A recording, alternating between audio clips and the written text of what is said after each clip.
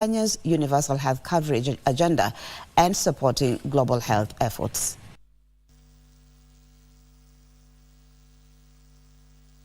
Finalize the ongoing negotiations soon and officially open the office here in Kenya. And as we sign the MOU between the government of Kenya and IVI today, I urge all involved to commit fully to realizing the objective of this collaboration. This partnership will help establish an ecosystem to build robust vaccine innovations and production capacities, moving us closer to vaccine self-sufficiency and self-resilience for the benefit of Kenyans and the entire region. The IVI's activity within Africa, bringing more countries into this cooperative network, I think actually will help Kenya's still nascent but soon to be growing vaccine industry, because markets are going to be a critical part of the sustainability of Kenya's efforts. Around 2026, because setting up the facility is both time intensive and cost intensive, but we're well on track according to the plans in place. Thank you. And the Ministry of Foreign and Diaspora Affairs has announced the 60th anniversary celebrations of Kenya's diplomatic journey. The celebrations, which are expected to run between November 26th and December the 7th, 2024, will feature a series of public events and activities in a bid to honor Kenya's rich diplomatic legacy and aspirations for the future. Prime Cabinet Secretary Musalia Mudavadi, who doubles up as Foreign Affairs Cabinet Secretary, says the 60th anniversary celebrations will include high-level events that capture Kenya's diplomatic journey and highlights its future aspirations. Of diplomacy, advocating for mutual respect, dialogue and unity on the global stage. This has been to the benefit of our citizens as Kenya undertakes its role of a global citizen. The ultimate document that will be launched on the 2nd is going to be a document that reflects the broad perspectives of Kenyans and truly captures their aspirations. Moving on, the East African region will, in January 2025, convene a health summit to explore ways of enhancing the region's response to health emergencies. Experts say pandemics such as COVID-19, Ebola and Mpox call for the readjustment, that is, of protocols to contain the spread of the disease. Among the areas that the summit will focus on is enhancing healthcare infrastructure and emergency preparedness within the East African region.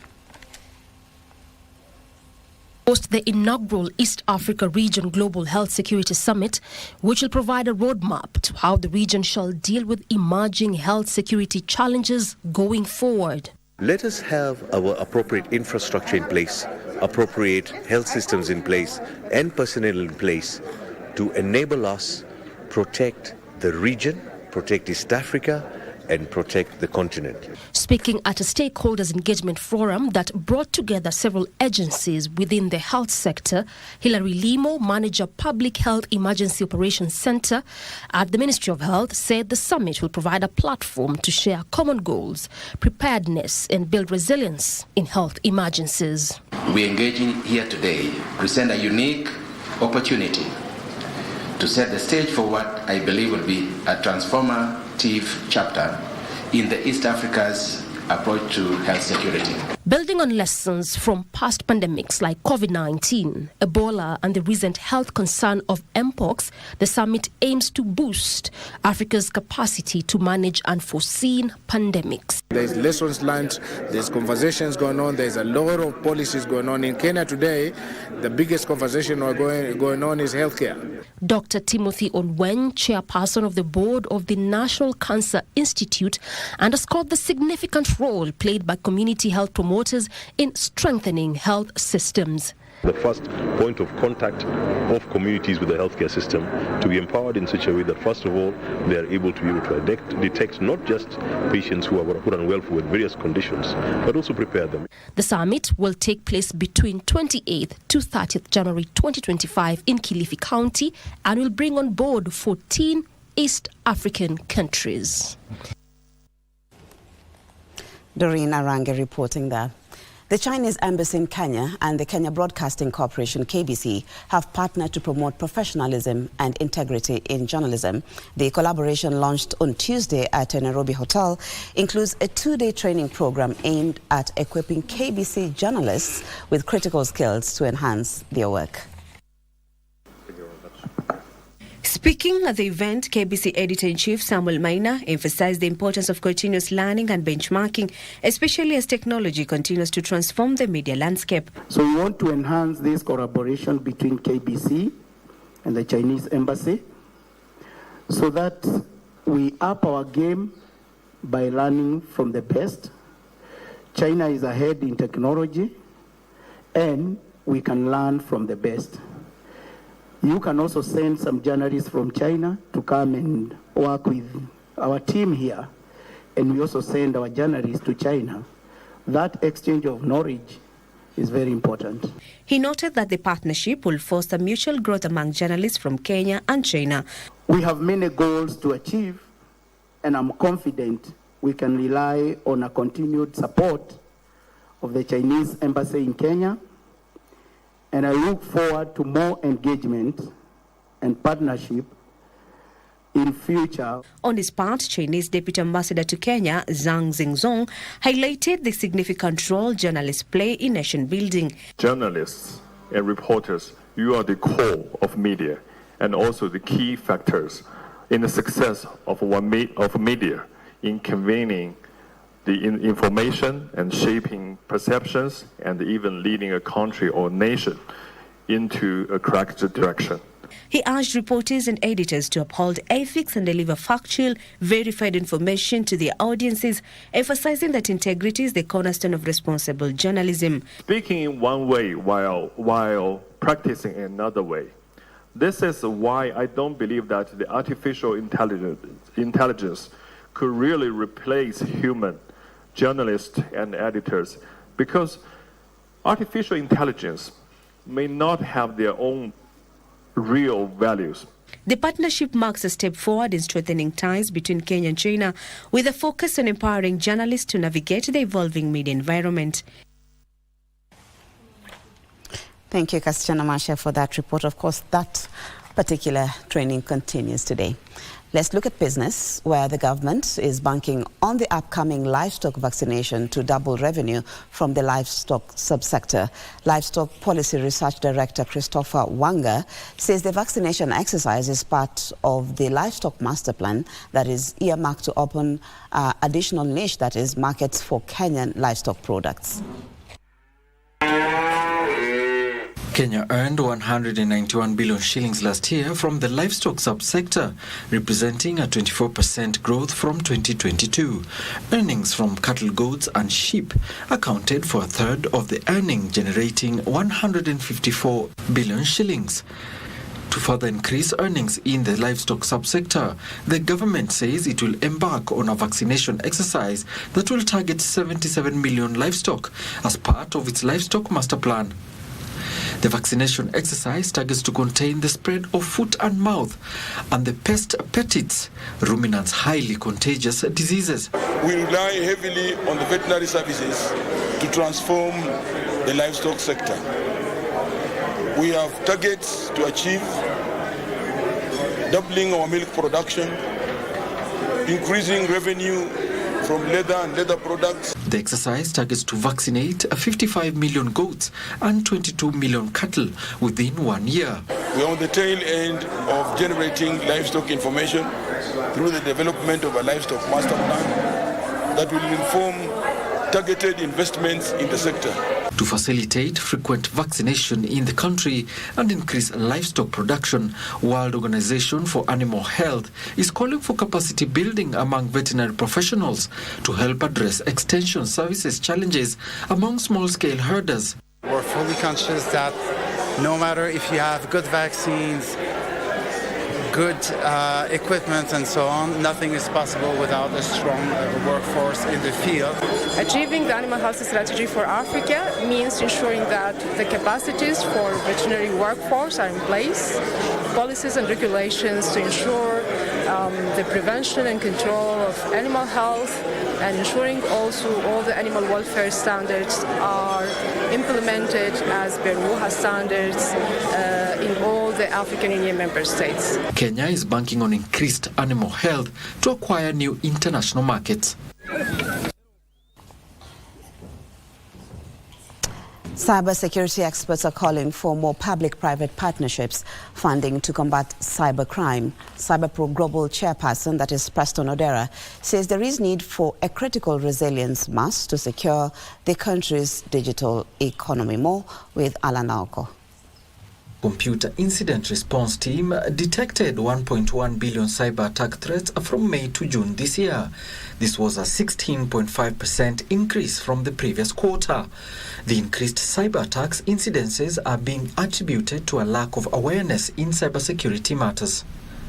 Be close to the industry players so that they give you more of the information. They give the help because some of the companies have the funding. The government might not have all the resources required. Some might sponsor some of these courses so that we bridge that gap. Players say a multifaceted approach, including roping in academia and governments, are among ways to raise and increase cyber skills set among the population to reduce cyber attacks incidences.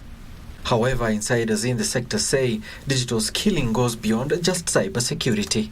The prediction is that we are soon going to have AI as a key player into the industry in most of products or services that are being rendered within the institutions or even within the country or even the continent. Our specific relationship has grown because it is critical for government officials to also know, not only in terms of mind knowledge, but to practically be able to secure government records, government information from a cybersecurity perspective. This emerged during the presentation of CyberPro Global's ISO certification in cybersecurity and artificial intelligence at a time when the country is looking to build capacity of institutions that are versed in cybersecurity and AI global standards. We look at the private sector as also being very innovative in terms of identifying and addressing various needs for the economy. And we've seen a lot of companies, both local and foreign, being very vibrant in coming up with very innovative solutions that are addressing our Kenyan problems. Let's look at sports now, where the National Syndemic Diseases Control Council, in collaboration with the Athletics Kenya, has organized the World AIDS Day Half Marathon set for this Sunday in Nairobi with the aim of creating awareness on prevention of the spread of HIV/AIDS. The race, which will coincide with this year's celebrations of World AIDS Day, will involve the half marathon, 10-kilometer, 5-kilometer family fun run, 2-kilometer CEO race and the 10-kilometer wheelchair race. Duncan Mwendwa with the details. CEO Dr. Ruth Masha say they have also lined up other activities such as a candle lighting, memorial vigils and medical clinics, with proceeds from the race channeled towards people living with HIV drug injectable drugs. We would like to leverage on what we've been doing for the last close to 40 years of addressing a disease a single disease that has been stubborn within our communities. Athletics Kenya, the Nairobi branch, which is organizing the race, has called on both professional and amateur athletes to take up the opportunity and participate, owing to its good prize money structure and a platform to showcase their talent as Kenya join the rest of the world in the fight against the spread of the virus. World AIDS is done all over the world. It's not only in Nairobi, and also other regions in this country also are organizing the event, and it is important that we succeed here in Nairobi because this is the center, the epicenter of everything that is happening in this country is done in Nairobi, and we are ready to work with them. Winners of the half marathon will be rewarded 250,000, with the first runners-up bagging 200,000 shillings and the second runners-up bagging 100,000. In the 10-kilometer race, the winner will pocket 100,000 shillings, with the first and second runners-up bagging 70 and 50,000 Kenya shillings respectively. Well, that report by Dan Mwenda brings us to the end of the bulletin this morning. But be sure to join us later on in our subsequent bulletins for more news updates. My colleague, Michael Megwe, is up next with a viewpoint. My name is Marie Yambo.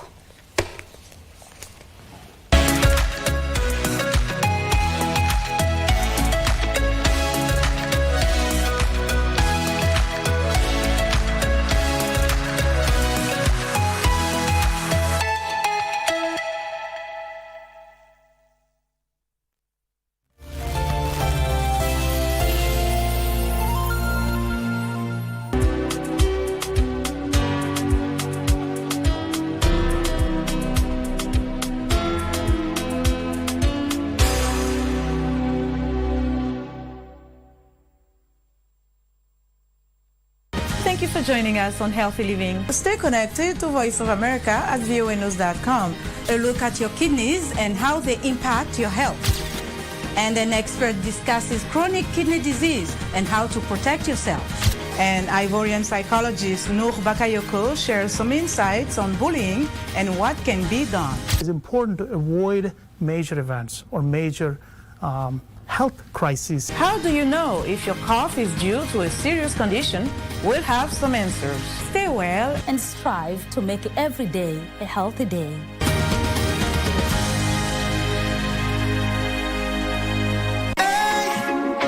Friday night again.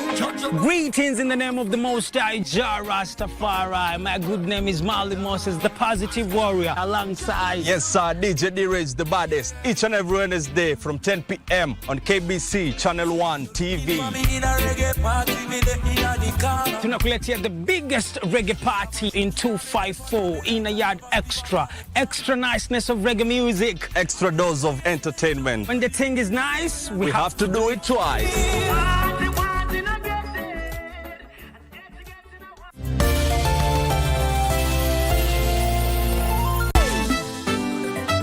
Kinyanjui kali mbona unakimbia? Kwani umeona Costa? Hiyo Costa ndio ndio mtaiona I hope you are ready for the exams. Mimi niko ready. Tell him to bring it on.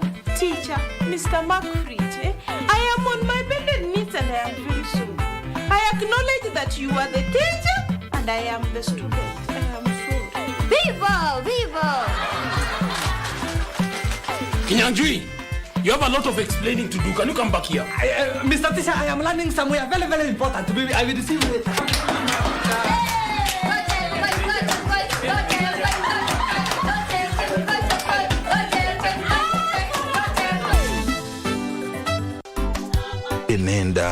Nenda nitakueleza mahali penyewe baadaye.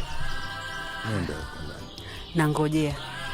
Lakini ukinihada nitakueleza nilionayo mbele ya mkeo. Samahani. Mbele ya Naomi na Rama. Kama humpendi mtu Linda, hili umwambie, Na kama unampenda pia, mwambie ajue, Sidhani nitakuona tena. Na hata hivyo kama ningekuwa hapa bado, mambo yetu yangekuwa yameishia hapa hapa. Rama, kwanza ufai kumuita babako kwa sasa. Umesikia? Huyo ni mume wangu. Alikuwa babako ulipokuwa mdogo.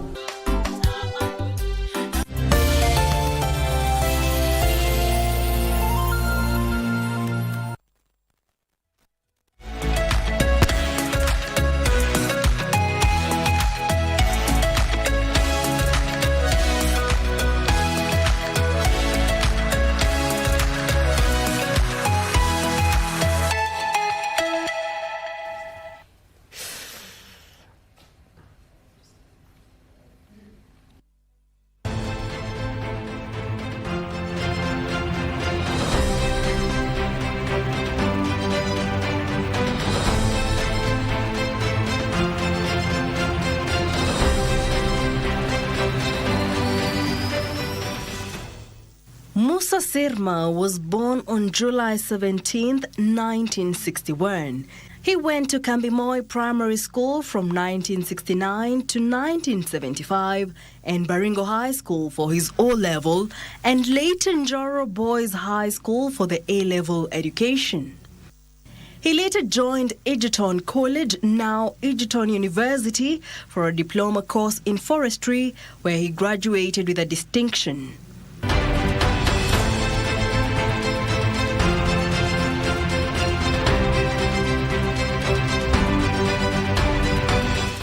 He then acquired a Bachelor of Science degree in Environmental Science from Mount Kenya University between 2013 to 2016. After college, from 1986 to 1997, he was employed as a district forest officer. It was while in this position between the late 1980s and mid-1990s that he owned a sawmill in the Mumberes area of Eldama Ravine, a clear conflict of interest for the man charged with the responsibility of preserving forests. He threw his heart in the ring for the new Eldama Ravine constituency and won on a KANU ticket in the 1997 general election.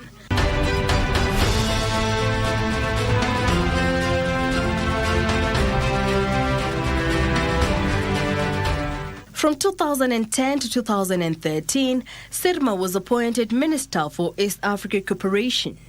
His appointment as Minister for East African Community in the dying days of the Government of National Unity under President Mwai Kibaki and Prime Minister Raila Odinga did not surprise many. In 2013, he tried to regain his old constituency seat on an ODM ticket but failed to stem the Ruto-led United Republican Party URP wave that was sweeping through the Rift Valley.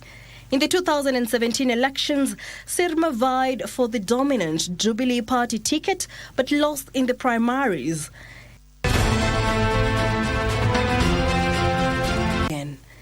Not content with the results, he filed a petition to overturn the outcome, citing irregularities in the polls.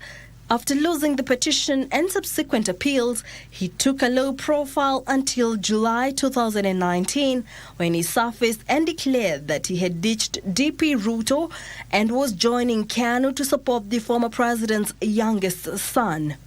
Ironically, it was Sirma who hosted a big rally in 2006 that installed Ruto as a Kalenjin spokesman and blessed him through the famous Eldama Ravine Declaration to seek the highest office in the land through ODM. Jackie Wambiru, The Cabinet.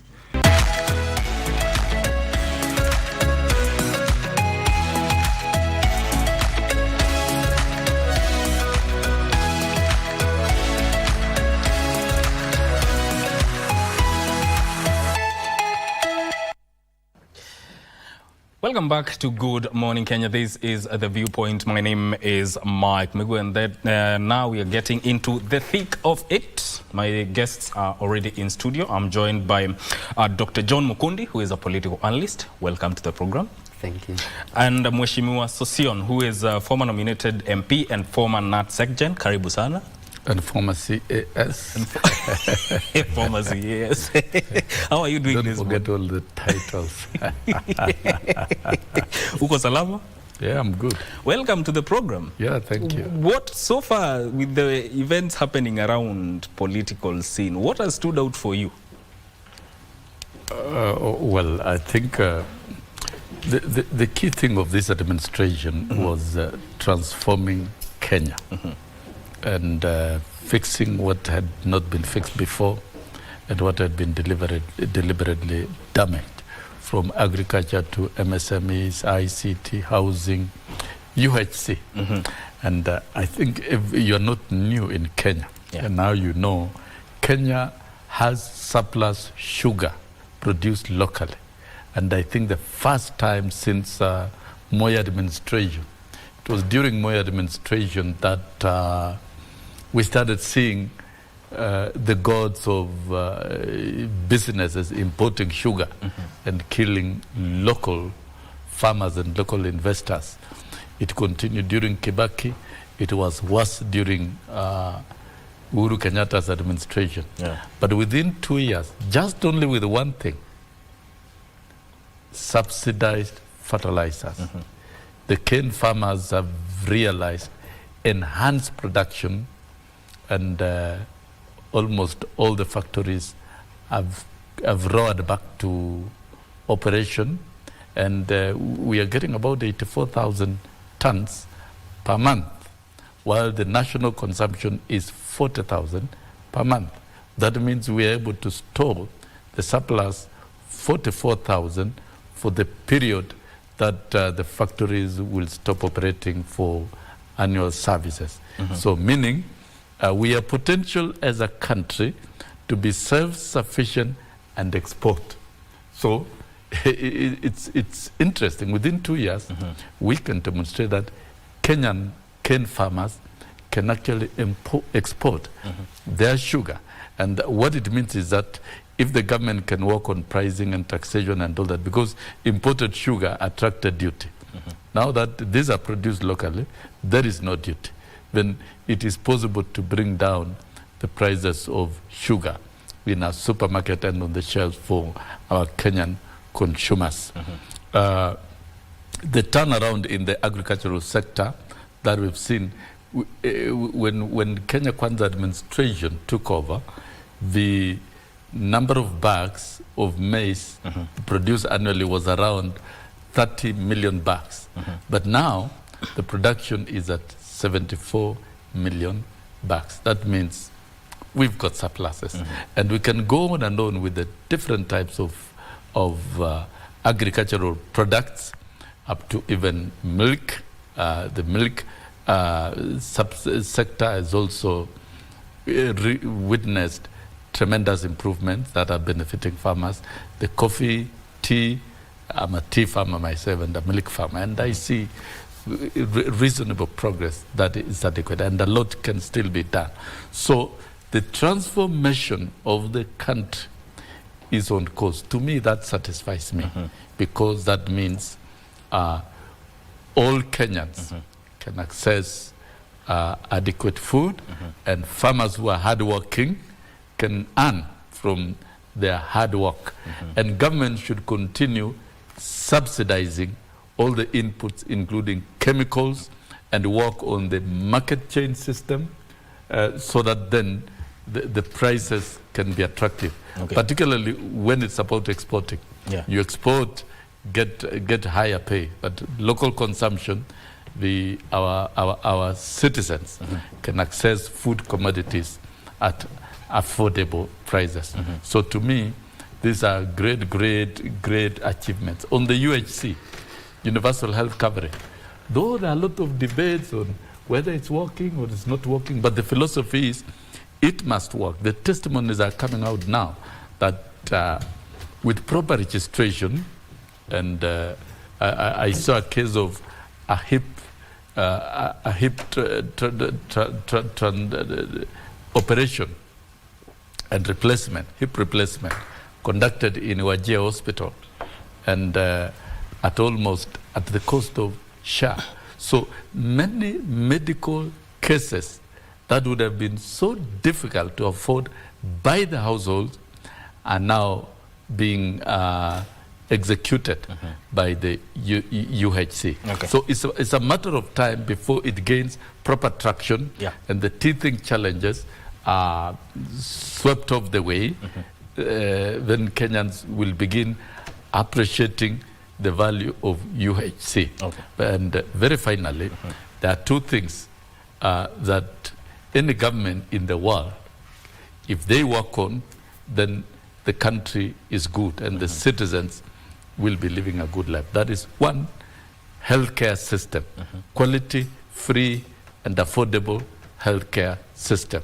If a government can achieve that, then you have extricated the household from unnecessary costs. And then number two, quality, access to quality and affordable education to all households. If those two are done, then you have almost offloaded the burden of cost to households, and then now complement with availability of food. Then citizens will live more fulfilling and quality life. And I think Kenyans, we are headed there.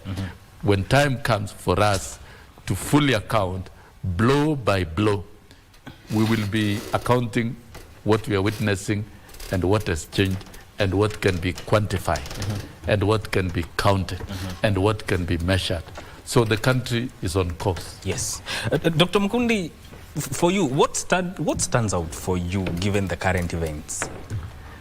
Yeah, the first thing that I am seeing is that the government is retracting a lot of decisions that it has actually made.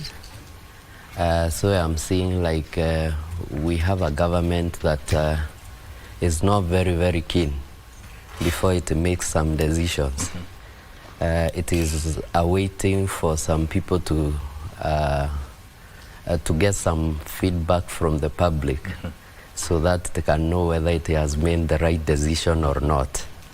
So I have seen it happen. You know the case of Adani. You also know the case of Finance Bill. It is like it is the public. They are not very firm about their decisions. Then again, as Mheshimiwa is saying, though we have made a few progress in the area of agriculture and production, remember there is what was in the manifesto of Kenya Kwanza, that we should get minimum returns to the farmers. So it is like we are still not there yet, because the farmer is still asking, do we, the tea farmer, like where I come from, and coffee farmers, it is like they are asking, do we still have that money that we are being told? The cane farmers, the maize farmers, it is true there is a lot of production, but is it translating to income in the pocket of the farmer? That is where I am seeing some bit of issues. Then I am also seeing that we have a government that is truly rushing a lot of political decisions, but they are not as well translating to economic decisions. So they are rushing so many decisions, political decisions. Like we saw during the impeachment, they rushed a lot of decisions therein. And but we do not have rushed decisions as far as implementation of issues to do with the economy, implementations of things like SHA, SHIF. Like when we talk about that SHA and SHIF, it is a very good model. But we are asking again, will a patient wait until you transit from NHIF to SHA? They will die, and therefore sometimes some decisions require to be well thought of before they are implemented. So there is a lot of rushing.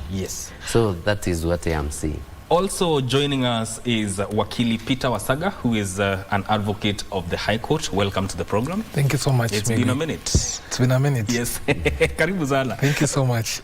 For purposes of fairness, I'll throw the same question to you. What stands out for you, given the current events within the country? Thank you. Thank you so much, Migwi, for having us this morning. Thank you, Mheshimiwa Mwalimu Sosion, and also Daktari. It's always good to have you in this panel. Currently, we have a country where our main priority, the main priority of the political class, is to fight for survival. There is already fear in the president that is losing the Mount Kenya vote-rich region that voted for him. And now he's out to make new allies and make new friends, to make declarations.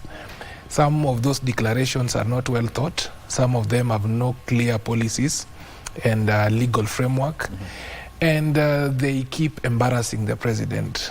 Because you see, when you roll out something without clear policy, without clear consultation, without clear pathway, you will be termed a liar. You could be having very good intentions, but when they fail to materialize, everyone will look at you as a liar. That is what we have seen in the past. The churches have come out guns blazing, trailing the president and telling him on the face that, you know, Mr. President, you are lying. There have been back and forth in terms of returning of goodies which were initially accepted. Yeah. So the church, in some way, I am a Christian. But again, they are realizing it too late that when the church dines with the government, then they lack the locus standi to speak to the government. Yes. So I don't know whether it is very genuine. I don't know it's because of the new developments, but that is something that we can only search the soul of man, which even the Bible says that who knows the soul of a man? It's only God. Yes. No, even the devil does not know. So that is something. The president is fighting for survival. He's been to Nyanza, and he mentioned yesterday in Kondele that my government is hanging on the cloth or on the support of the former Prime Minister, Raila Odinga. Yeah. And he termed it as returning of hand, ama kurudisha mkono, from the support he gave him in the year 2007. So, and this goes back to the culture of Kenyans. That Kenyans normally, they look at things with their emotions and not logic. And you see sometimes the Kenyan voters can surprise you. They can bring another clueless, someone who has no leadership capacity, in the name of punishing a sitting regime. Yeah. That is what they did last year without clearly thinking through. They came up with members of parliament, some of them who did not have capacity, like Migwi. Let me ask you a very simple question. As a parliament, you support Adani. And you go out in all public rallies insisting that it is good. Then when the president comes in and declares, makes a declaration that Adani is not the best thing, then you all stand to give him a standing ovation. You clap. And you wonder whether you have a brain of your own or you are switched like those doorbells. The other thing you saw with the finance bill, they passed it amidst protests. People are dying. And then when it came to, when the president actually have clearly, I have thought through it, and now I am making a decision to recall the finance bill, the same MPs were celebrating. So it is something that is very unfortunate that our members of parliament have lost their legitimacy, they have lost their mandate. They are not serving the interest of the people. The parliament and the executive is one and the same thing. There is a lot of economic rights being violated. There's a lot of human rights being violated. There is a lot of lack of transparency. Look at Moi, for example, a big public university that has produced many people, including myself, now is a shell of its former. You saw the former students coming out to really castigate and call upon the government to intervene. And where did the rain start beating us? Or where did we lose it? It's because of tribalism. It's because of our person. It's because of ethnicity. It's because of a politics of convenience.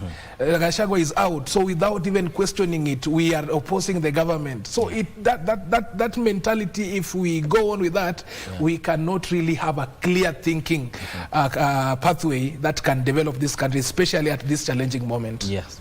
There's something, I'll come to that, but there's something he mentioned about the church, and even yesterday the Kenya Coalition of Church Alliances and Ministry told the president, no more promises, implement the ones you said, give the people some time back. What do you think about that as you respond to him? Yes, I think it's good you allow me to set the record straight, because it's a legitimate concern within the space of freedom of speech and respect of opinion of others. And I am sure we'll get a clear equilibrium of understanding. Number one, Daktari here talks of government being hasty and retracting some things. You must retract when the public opinion outweighs the intention of implementing a certain program. Because we are a democracy, that's not a weakness. And so what government has done, what the president did to delete all clauses of the finance bill, it was no longer serving the interests of the country for the president to assent to the bill, which actually had been fully approved by Parliament, and the mood of the country was seriously against it. And the reasonable president will respond to the provisions of Article 10 of the Constitution. And he did it. That is leadership. Number two, they had done a deal. If it is smelling and it has been indicted elsewhere, and of course the procurement processes had gone on within government, and is a known conglomerate, that was not new to this space and to the economic space. And the president himself, by decree and pronouncement, abolished the engagement of Adani by this country. That is leadership. It's the right thing to do. So that then we go through another procurement processes for the PPP investments that are required for the country. There is no doubt we need to expand our airport. The question, everybody questioned that, and the president has deleted it, which is but he did have to take that thing to do. It's a good thing to do. The president will keep retracting certain things that do not work, and it happens in management. There is what we call review of decisions. If in management, if you don't review your decisions and you realign them to new realities, then you cannot progress. Then the issue of the farmers, indeed the farmers have worked very, very hard. And one way of offloading the burden of farmers is when you subsidize input, then it means you relieve them of the burden of cost to a great extent. The next segment, marketing, aggregation of goods and marketing, is not an event. It is a process, and it's a journey to walk. But then when production goes up, of course we expect the prices to be a bit suppressed. That may affect the farmers. But then through economy of scale and reduced inputs, in terms of agricultural economics, they will still reap the benefits. Okay. Anyway, so those are key things. The issue of the president being in a political crisis, every politician is in a political crisis if we speak facts about politics. But then what the president is pushing across the country right now is national unity and bringing all on board. He did not start it yesterday at Kondele and in Kisumu. He started it at Kasarani. That I will work with all the leaders. All right. He did not start yesterday with Raila Odinga. It has been ongoing, and with all of them. Raila Odinga now is in West Africa campaigning for the AU, courtesy of support of the government of Kenya. That we have outgrown our thinking from thinking domestically and thinking about local political conflicts, and we are looking at our continental opportunities and probably global opportunities that will maybe my good lawyer will open a law firm let's take a short break. That is how we need to think. This is a question I need you to respond to about churches. Let us take a short break. We'll come back to that. And also joining us is Wakili George Kithi, who is an advocate of the High Court. We'll talk to him right after this short break.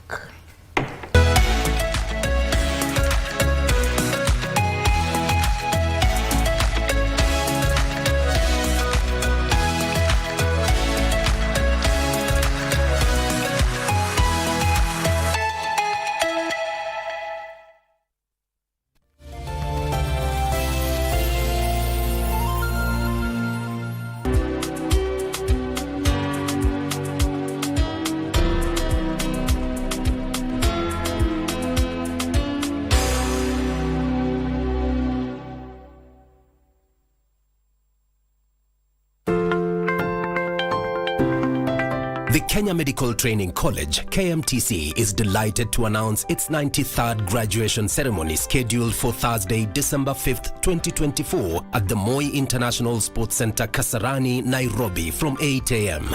Graduates are reminded to pay a non-refundable graduation fee of 4,000 shillings using the payment details provided on the screen.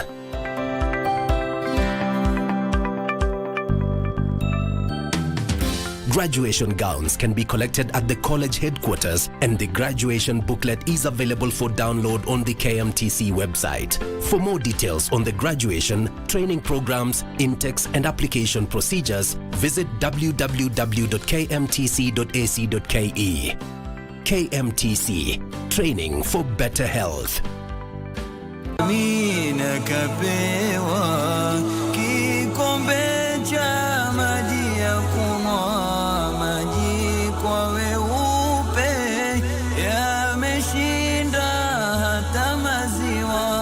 Allah subhanahu wa ta'ala anawapenda wenye kutubia madhambi yao na wenye kujitwahirisha. Allah anapenda wale wenye kujisafisha kutokana na maasi na pia kujisafisha pia kutokana na ule uchafu ambao unaambatana na maasi. Kinyanjui kali, mbona unakimbia?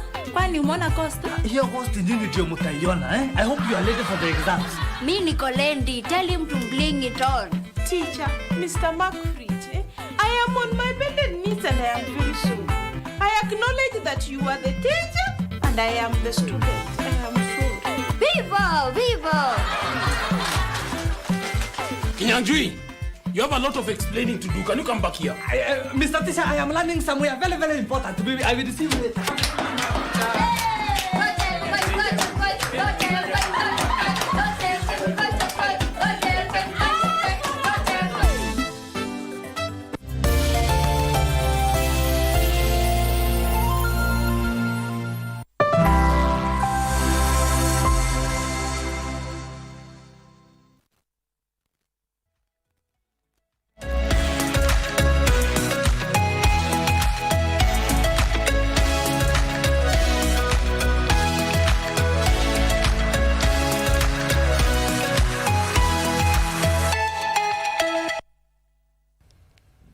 Thank you for staying with us. You're watching KBC Channel 1. My name is Mike Megu, and this is The Viewpoint on Good Morning Kenya.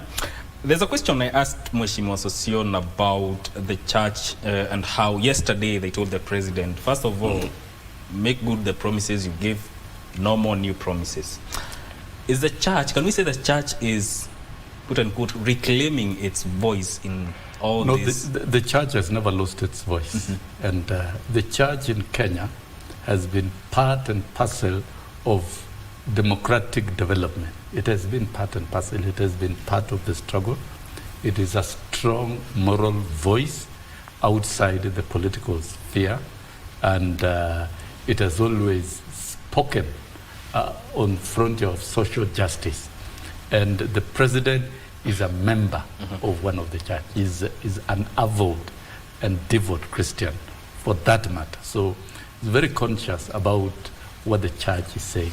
And within the provisions of the Constitution of freedom of speech and freedom of opinion, we've seen various statements by different churches.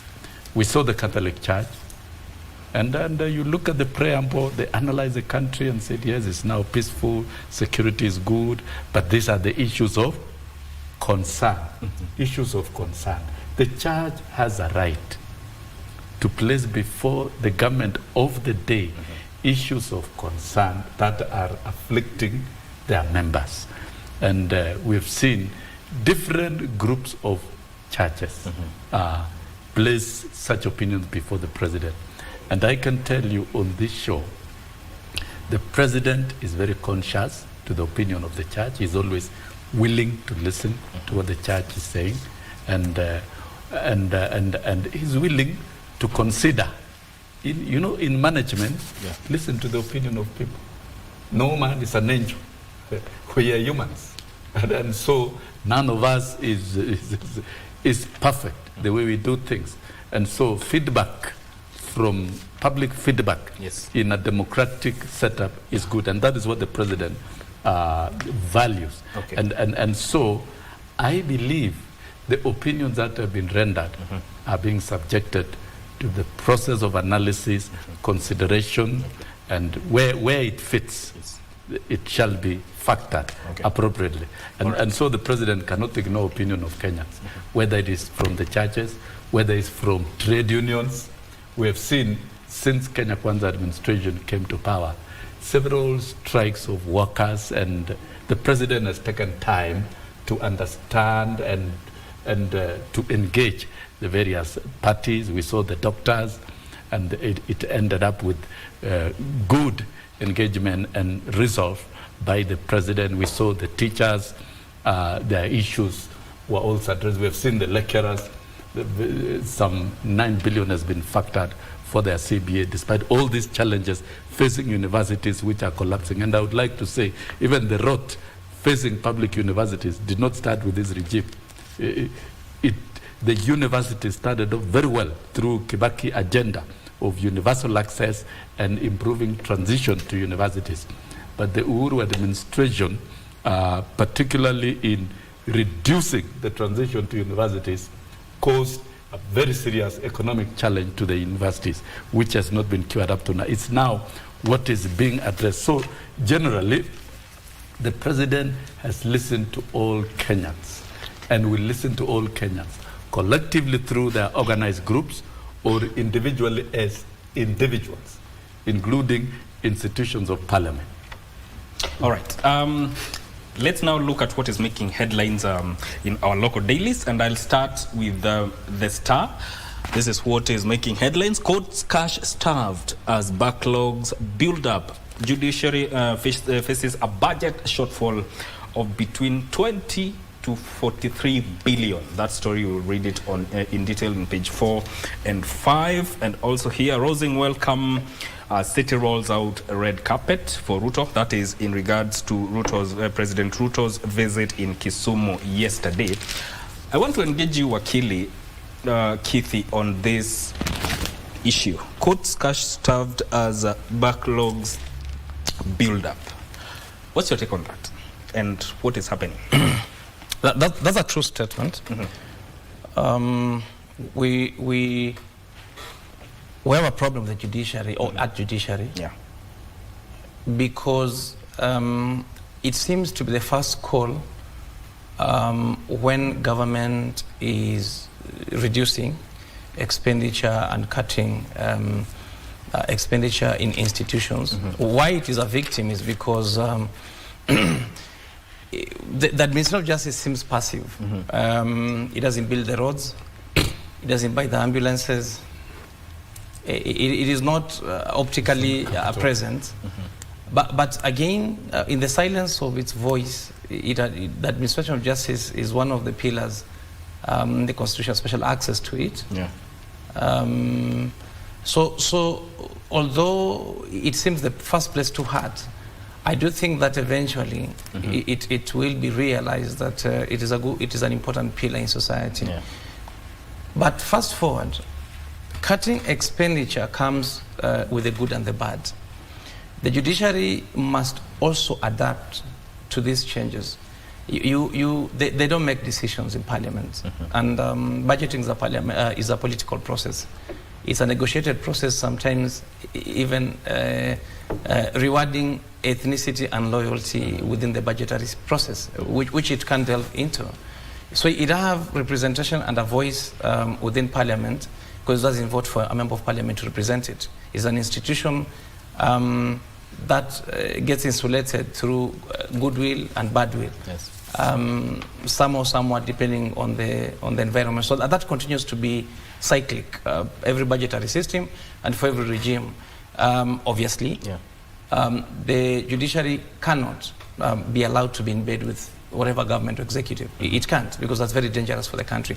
So you realize that for the reason that is a constant irritant to any government that comes, it will be the first call upon which to hurt when you are reducing budgetary allocations on account of budgetary constraints as we have, or as we're facing. But I said it comes with the good, because see, when we had COVID, one of the things were, of course, budgetary constraints, cutting budgets like we are.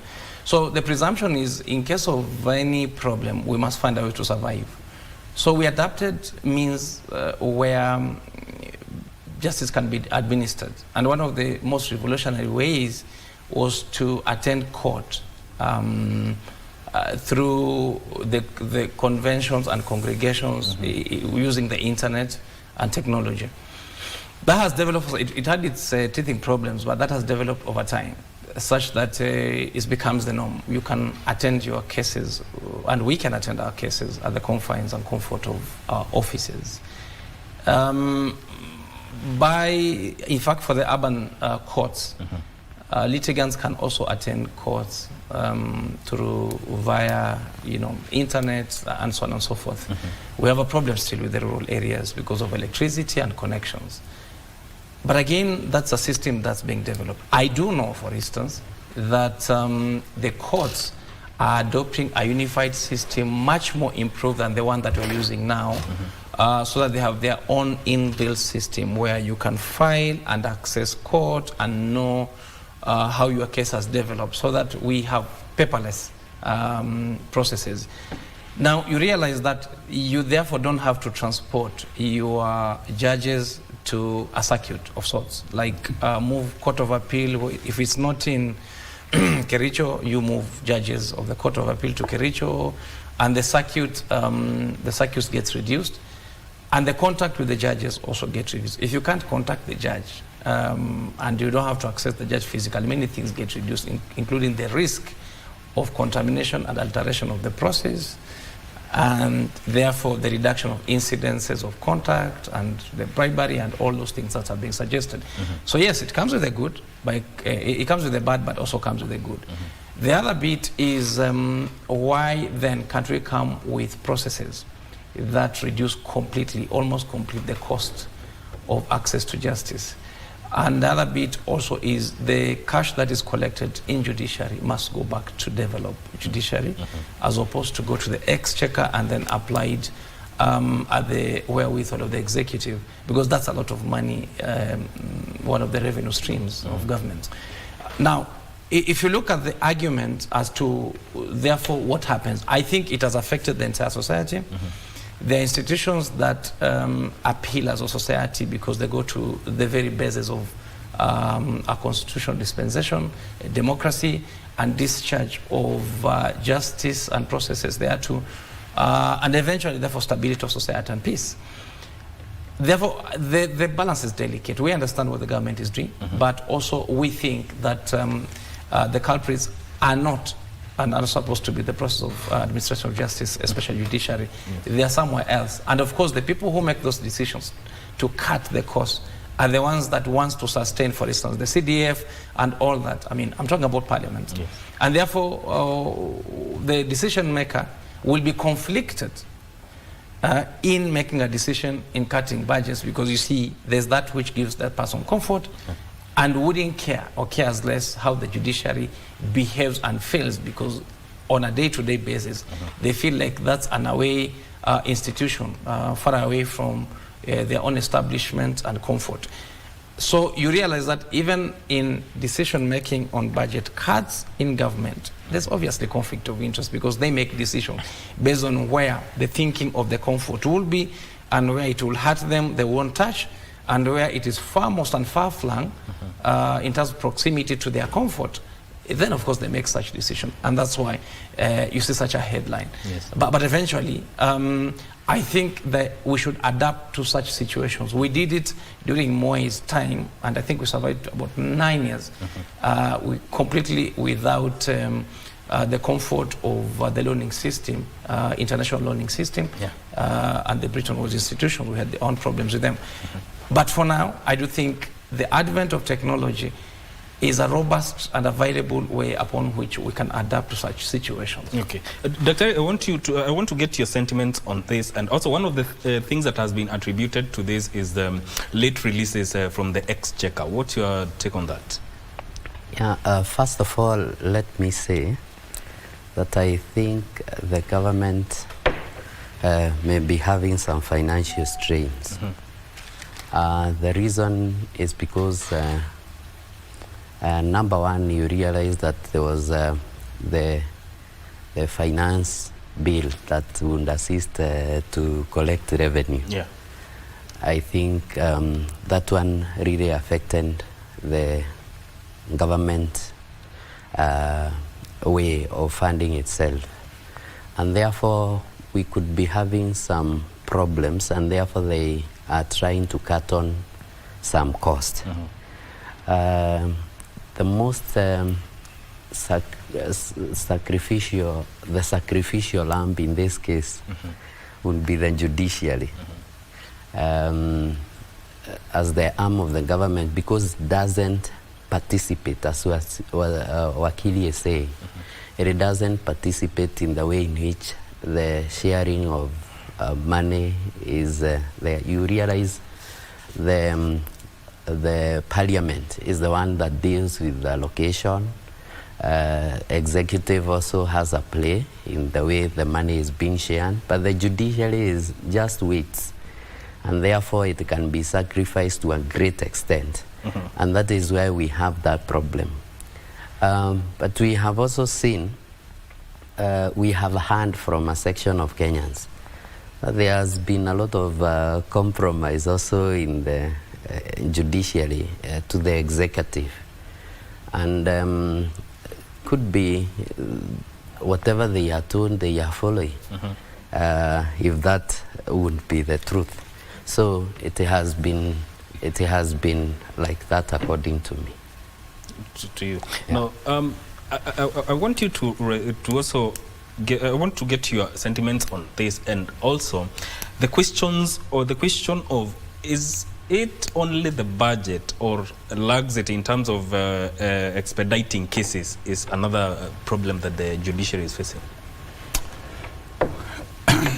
Apart from being a member of Kenya Kwanza setup, not government, but setup. Yes. I think I'm a great user of the courts, arising from my other life. And I can give an account of our judiciary, because I've traveled world over to many jurisdictions, and even to the continent of Africa. Give it to our judiciary.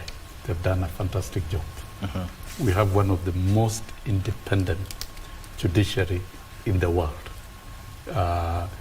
Some of the African governments or jurisdictional democracies will wonder why Kenyan elections are processed again through the Supreme Court, and even they are either nullified or upheld. It baffles many, the type of democracy that we have. So one, let's agree, through Kenya Constitution 2010, we have made our judiciary independent and strong to deliver. And every political setup in this country understands that. Now, fast forward, give it to President William Ruto, and he said, I'll respect the judiciary, its independence and its operations. And on day one, he signed the appointment of the 6 judges that Uhuru had declined to do so, because the Judicial Service Commission had done due diligence in appointing those particular judges. And so the duty of a president to approve was needed, and he did what his predecessor interpreted otherwise. And that was one signal of leaving the judiciary to do its work. The president will allow the Judicial Service Commission to perform its duty, the president of the Supreme Court to do its work, and the judges to do their work. And the president said, my government will respect all court rulings. And if you do a fact check of what the president has done, is that any court ruling against any government program, he has complied, or has taken those pieces of legislation for further review by Parliament before implementation. And that is, you know, in governance, we create a judiciary for common order. And that is why their opinion counts. You must listen to them and allow them to operate. And the annual engagement of the summits, that is the independent arms, the National Assembly, judiciary with the president, is for purposes of creating harmony, so that it doesn't look like you're micromanaging the judiciary or micromanaging Parliament. And what has come out for expedition of the cases was that judiciary needed more money to hire more judges. That was allocated. And in the commitment of the budget, because the budget is competitive, it compete with other other areas of investments in the economy. The president has committed to put more money in the judiciary. And the recent reduction did not only affect judiciary, it affected all institutions with the removal of the finance bill. For us as a country to be independent, we must raise domestic taxes to finance our budget. Kibaki administration was already doing at 95%. Yeah. But when you have a budget that you must go out there to borrow money to finance, it is not good. And I think as a country, we must accept that we are getting into an era where we must raise taxes domestically. Okay. Part of those taxes will go to the judiciary. Yeah. The deletion of the finance bill by the president and subsequent withdrawal affected all institutions. And you know, even the teaching service, it affected the CBA of teachers. Teachers came out and went on strike, and therefore their vote for the CBA had to be saved through reinstatement. So it affected all institutions, including the judiciary. But I agree very strongly, in my own opinion, that we should continue gradually empowering the judiciary. Yes. That's a fact for sure. Okay. So that it can deliver, so that it can continue doing its good work that it is doing currently. With the infrastructure that is talking about, that then, even as a lawyer, you don't need to physically appear in court. Through your laptop and desktop in your office, you can participate in proceedings of the court. I think that is a great step by the judiciary. And of course, the judiciary doesn't require much capital development in terms of infrastructure.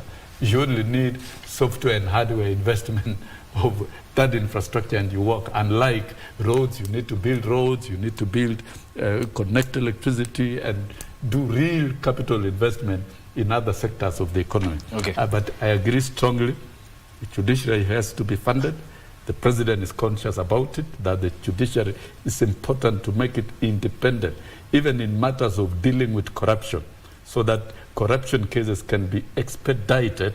Then we need the judiciary to be empowered, and you have more judges, and those matters are prosecuted effectively within the confines of the law and the constitution, but not weaponizing. Yes. And so I think we are on the right track as a country. If we compare ourselves with our other jurisdictions, let's agree we are on the right track. And then what can we do to make it better? I think the big question here is, what can we do to make our judiciary more efficient, more effective, and more appreciated by the people? I want to get the sentiments of Wakili Peter Wasaga on this. And from your standpoint, how do we remedy this and avoid cases where we have a backlog of cases owing to lack of funds? Thank you so much. Even as we analyze the funding of the judiciary, main thing here is to look at how effective the judiciary has been over time, especially in the past 1 year, which from my own assessment is commendable. Looking at maybe from the human resource perspective and looking at it from now the infrastructural perspective. As we speak, there is there are high courts in almost all the counties except one. That is commendable, because you see, one thing, we also need transparency with regards to the funds that you have received. Regarding the backlog of cases, we saw the introduction of the small claims court to deal with the small debts of, let's say, below 1 million.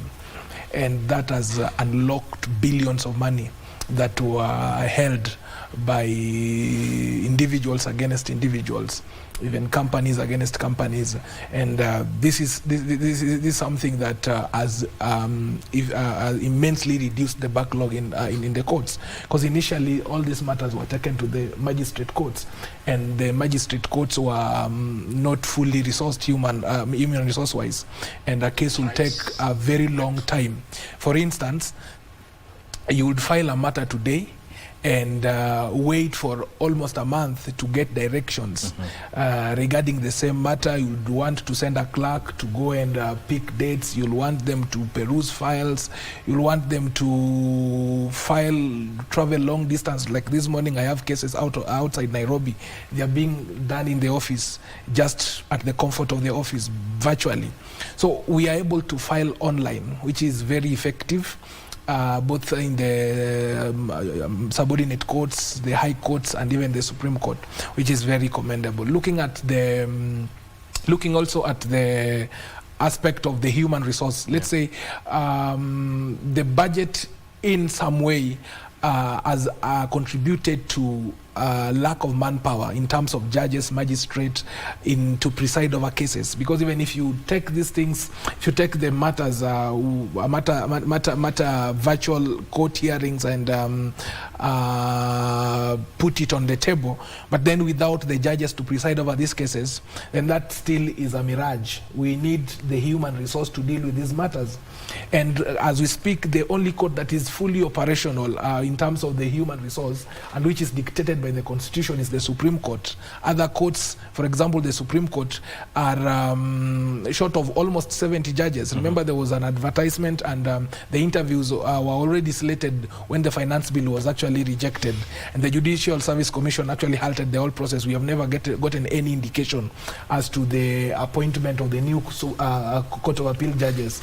Then that means that the many cases that are in court are not adequately attended to, not because of the judges, but because of the capacity that they have. So as much as the finances are concerned, there are things that we also need to look at, because the judiciary is one place that when it's compromised, or when it's demoralized, or when it's not fully equipped, the result is very evident.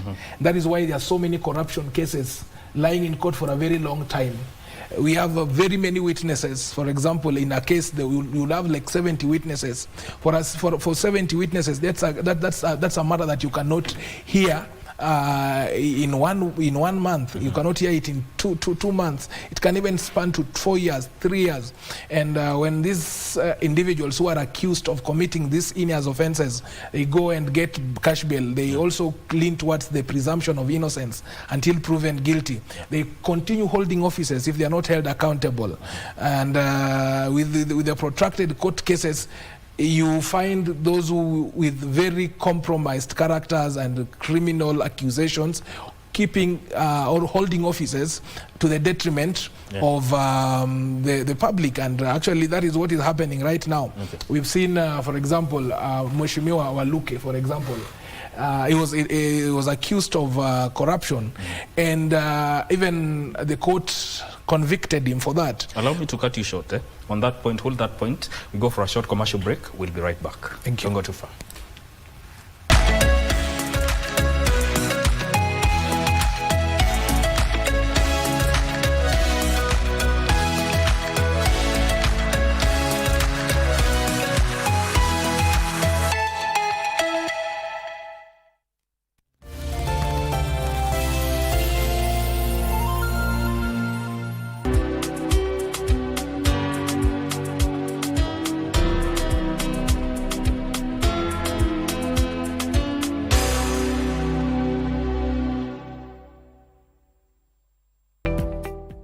Bye-bye to FOMO, the fear of missing out, by downloading the KBC Online app that gives you access to everything you love. Get the latest news, sport, is a class music, entertainment news, live radio,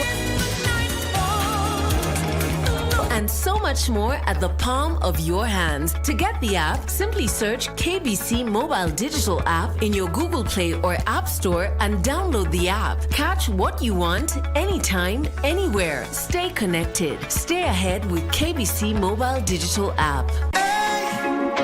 Friday night again. Greetings in the name of the Most High, Jah Rastafari. My good name is Marley Moses, the positive warrior, alongside... Yes, sir, DJ D-Rage, the baddest. Each and every Wednesday from 10 p.m. on KBC Channel 1 TV. Tunakuletea the biggest reggae party in 254 in a yard extra. Extra niceness of reggae music. Extra dose of entertainment. When the thing is nice, we have to do it twice.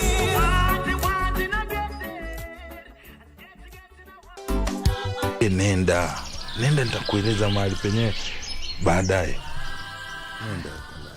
Nangojea. Lakini ukinihada nitakueleza nilionayo mbele ya mkeo. Samahani. Mbele ya Naomi na Rama.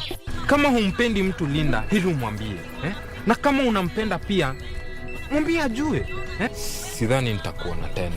Na hata hivyo kama ningekuwa hapa bado, mambo yetu yangekuwa yameishia hapa hapa. Rama, kwanza ufai kumuita babako kwa sasa. Umesikia? Huyo ni mume wangu. Alikuwa babako ulipokuwa mdogo.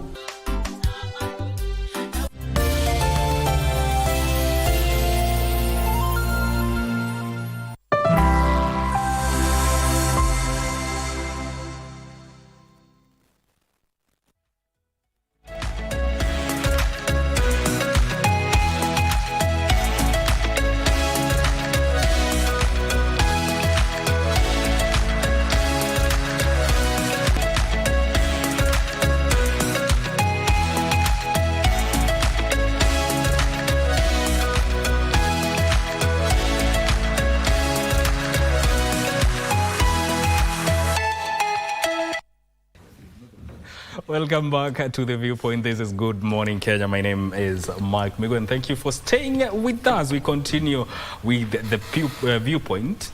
Wakili Peter Wasaga was speaking about remedying the problems of funds that have been reported on one of our local dailies. If you may continue with that.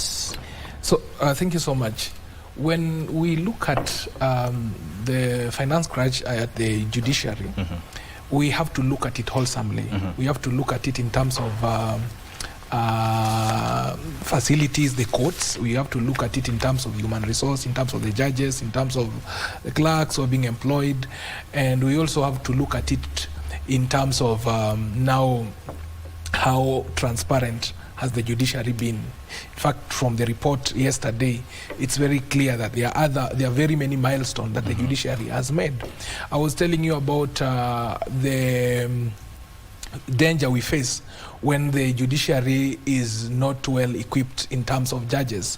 We have one judge dealing with so many cases, and when you're dealing with so many cases and with the complexities of witnesses in criminal cases, that's why in corruption cases, for example, that is why we have so many cases collapsing, because you can easily, with the delays, you can easily compromise a witness, and when you compromise a witness, they can easily withdraw a very crucial testimony, and that will jeopardize the case. Yes. So if we equip the judiciary and we are able to see how effective they give their judgments and rulings, then we can easily and confidently say that our judicial system is working.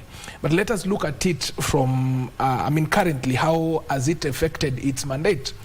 In terms of the judicial decision, in terms of independence, Kenyans have confidence in the judiciary. That is why you saw the former deputy president, when he was going through the impeachment process, he had the confidence in court, and he still has the confidence in court. That is why he went to court. Yeah. If the courts were dictated and there was no separation and independence of the judiciary, where, for example, the head of state can dictate whatever comes in and whatever goes out, then you'll bear witness with me that we could go back to the same thing that happened in the year 2007, because there was no confidence in the judiciary. Right now, we've seen very many decisions from the judiciary that are anti-government. They challenge the public participation process. They challenge the constitutionality of the process, and that is done very boldly. That is done very confidently. We have also seen a well-reasoned judgments that can easily be traced to case laws, the existing laws. And of course, you see, one thing about judgments and rulings or decisions by the court, if I may sum it, it will never augur with everyone, because you see, it's a battle.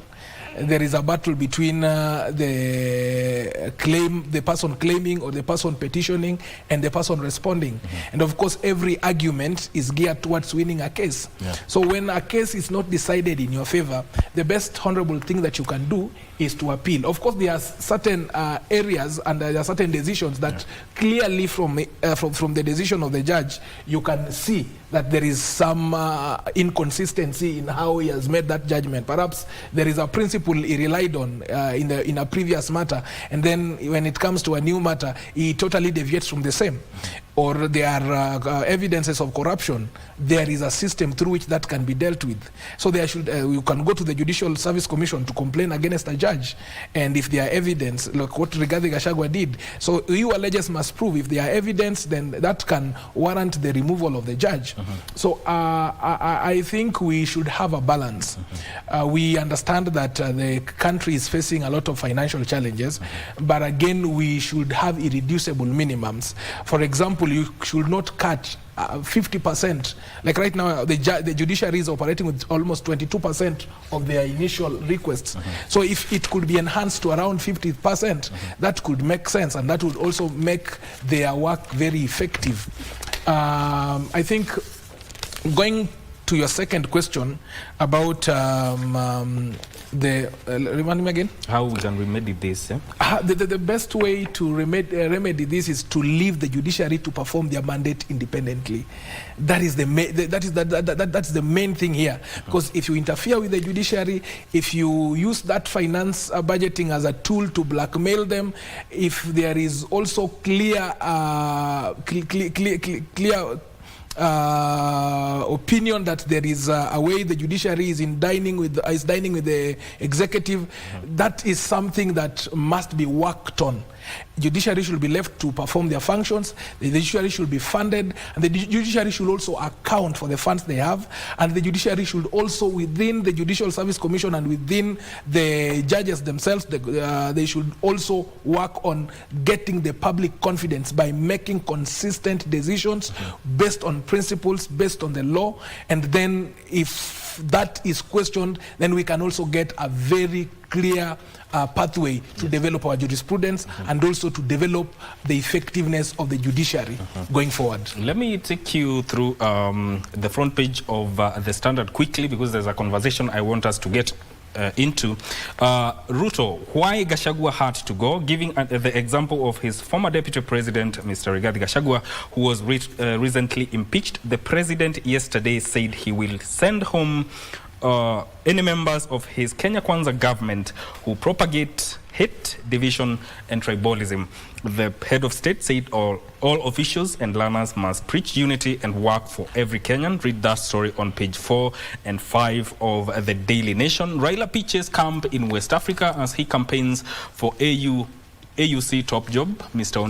Odinga continues to crisscross West Africa, where he yesterday held a meeting with the Senegalese leader Bassirou Diomaye Faye. That story is told on page 8 of the Daily Nation. Quickly on the front page of the Standard, will Raila bases cool heat from Mount Kenya? Facing rebellion in Mount Kenya after Rigathi Gachagua's impeachment, President Ruto gave his strongest hint yet that he is ready for new allies, even as his central fight back plan met with resistance. Yesterday, Ruto, preaching unity, stormed Nyanza and showered Raila with praise for helping steady the ship. That story is told on page 4 and 5 of the Standard newspaper. Litmus test as ODM goes to the polls. After several false starts, ODM faces a litmus test again as it conducts its grassroots elections in the face of internal wars and tension. That story is told on page 6 of the Standard newspaper. All right. I want us to get into a conversation regarding the persistent financial challenges that counties are facing. And according to the Constitution, the Treasury is mandated to release funds to the counties on the equitable revenue share. However, the counties have decried late releases of these funds that have affected them in their operations. But my first question, and I will start with you, Wakili. Why do you think this has persisted for long, Wakili George? That's a question we will be dealing with for some time. Because there's the ideal of the law and there's the practical application of the law. Ordinarily, the ideal will be they will flow together and basically have a system put in law that is fluid and properly resourced. But we presume that other institutions do their work. Kenya Revenue Authority does its work. Kenyans pay their taxes. The socio-political issues, including global issues, therefore complement the system that we've put into place. Yeah.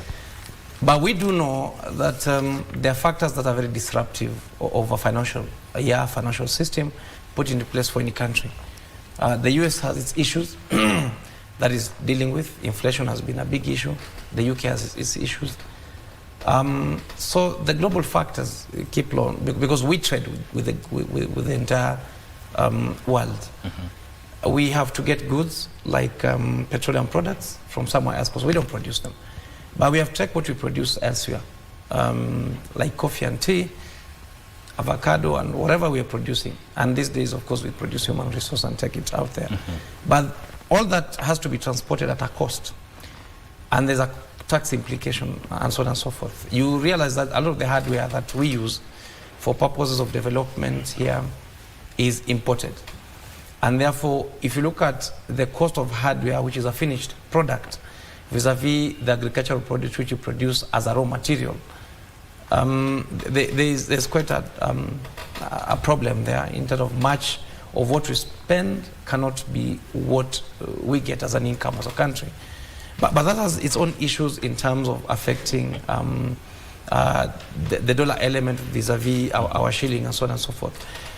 Sufficiency, again, depends on many things. We are more inclined to agricultural produce using traditional method of produce, using rain from God or from the clouds, which we have no control over. We have control over water that we have harnessed and kept for purpose of production.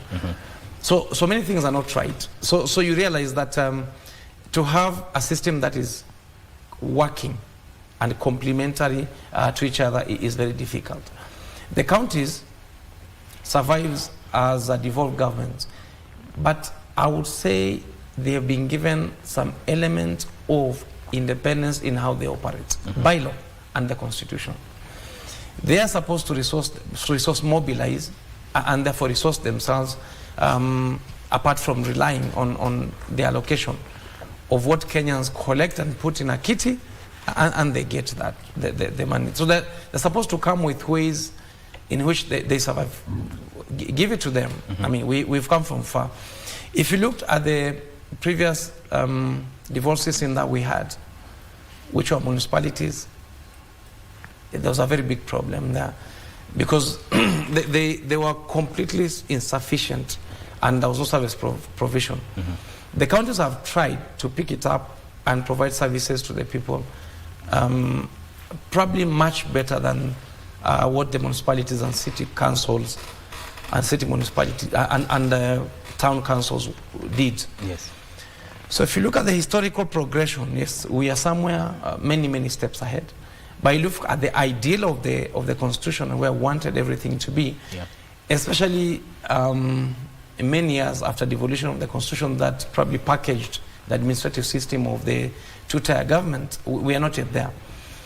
The counties must be made accountable. That is something we have failed as a country. We have not held our counties, our devolved units, accountable. The reason is holding people accountable ought to be a scientific process, ought to be an open process, ought to be a legal process. But in this country, holding people, especially the counties, accountable is a political process. Yeah. You see, it's a political process because the oversight institutions, the most optically available oversight institutions such as the Senate, is a political tool. It's supposed to be a legal tool, yes, but it's comprised of a political, it's politically human resource. And therefore, it makes decisions depending on the political environment of the time. So you impeach Kawira Mwangaza because at the time, there was political heat between Kenya Kwanza and Azimio. When they come together, now you impeach them.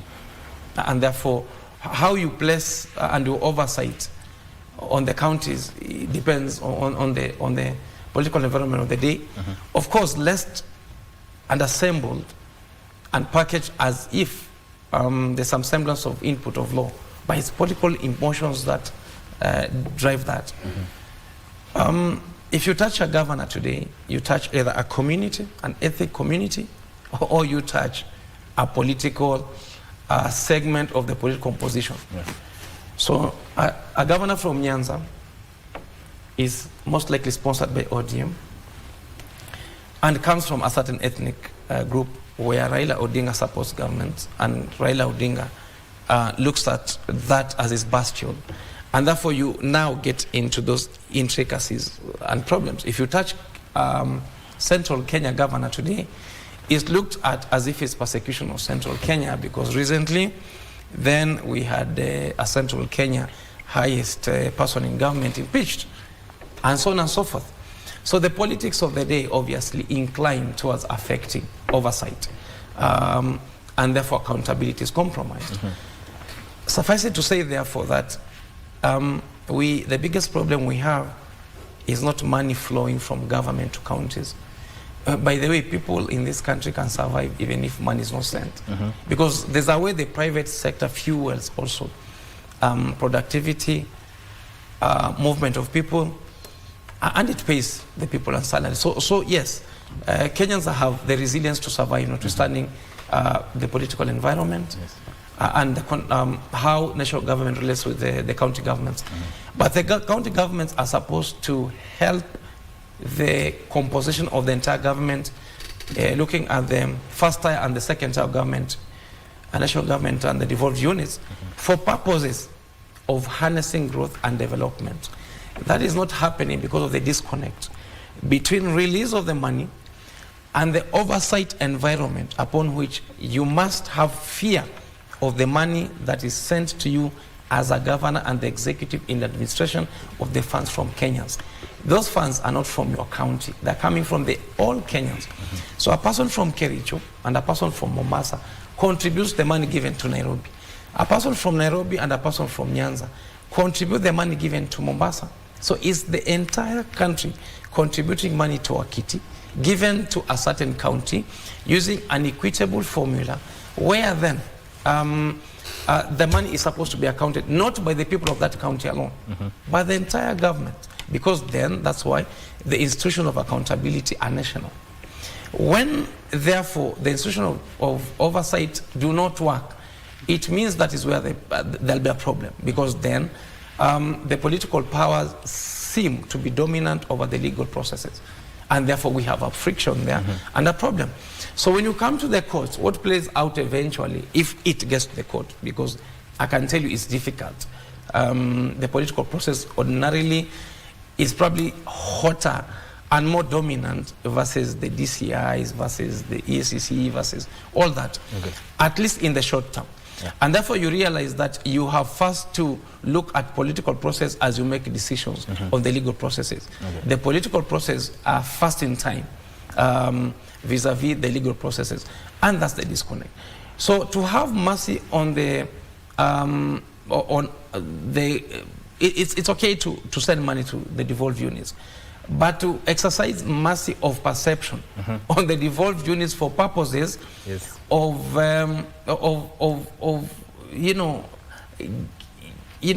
because they've not been given money, and cry out like at the highest decibels, I don't think has saved this country. What will save this country is the oversight processes, because governors today have failed to account how they've used the money. Okay. Dr. do you agree with that? And is it a case of Treasury prioritizing national government over devolved units from where you stand? Yeah, let me first of all say that I would attribute the problem to both tiers of the government. Number one, you realize that there were so many devolved functions that were taken to the counties. The national government was only left with a few. But you realize the money that is left in the national government is the bigger chunk. The money that goes to the county government for the function as a percentage is a smaller chunk. And therefore, I would say that if we have devolved many units in the counties, why can't the national government release the enough funds so that we can be able to operate those functions? And number two, you realize there is a lot of duplication of those functions. Like if you have the Department of Agriculture in the counties, we still have the Ministry of Agriculture in the national government. If we are devolving, why can't we devolve all of it? We still have health in the national government. We have health in the county government, and we are saying it's a fully devolved unit. So you see there is a lot of duplication of functions in both tiers of the government. But on the other side, you also see that counties, they have played a bigger role, also because of a lot of mismanagement and corruption. You get a governor, when he gets into the office, has to do with every other person who has been there, so that he can come with his cronies and people that pledge loyalty to him, which is a very good politically, but it is a very bad thing economically. So I totally believe that issues regarding corruption and issues regarding the governors, the way they are managing finances, is not good. The seat of a governor should be a seat of a manager, a person who understands. But I have seen even those governors, when they appear before the Senate, as Wakili is saying, they cannot really even articulate the small things that they should know about the county. You have seen a governor in this nation say, please ask my CEC. And she is told, it is your question, not the CEC's questions. So it simply means that those people, they do not have the nitty-gritties regarding the operations of the county. And that is where we are having a serious issue. So I totally believe that there are so many things that require to be put in place as far as that. Then the sharing of revenue. Why can't we have a standardized system whereby we share the revenue in the best way? Instead of us, year after year, we have the chairman of budget, the chairman of what, going and sitting down and thinking that we need to allocate this amount of revenue to the counties. It is a serious issue. So we politicize the situation. And once we politicize that situation, then it loses its meaning. But also counties do not generate own revenue. So you realize that counties are waiting upon the national government. Now, if I come from a county like Migori, why can't KRA there, whatever it collects, belong to Migori? So those are some of the things that we need to sit down and boldly come up with them, so that we can be in a position to move as a nation. You believe the standardization of, some time back the governors and senators had suggested the creation of a devolution fund to cushion counties from all this problem. Would that solve the problem? That one will greatly solve that problem. Because, if the president comes and he is not in terms with the governor, a certain governor, because he has been elected in another party rather than his party, he can use that as a tool to punish the same governor. But you see, if we hand a standardized way and we have a fund and it is legally executed, I think it can really solve that particular problem. You have something you want to say? I was thinking through deeply, because when we talk about programs, it's all about money availability. It is funding. That reminds me in 2015, when we were in Ichon, Korea in May, adopting the Sustainable Development Agenda 4 on education towards equitable quality education.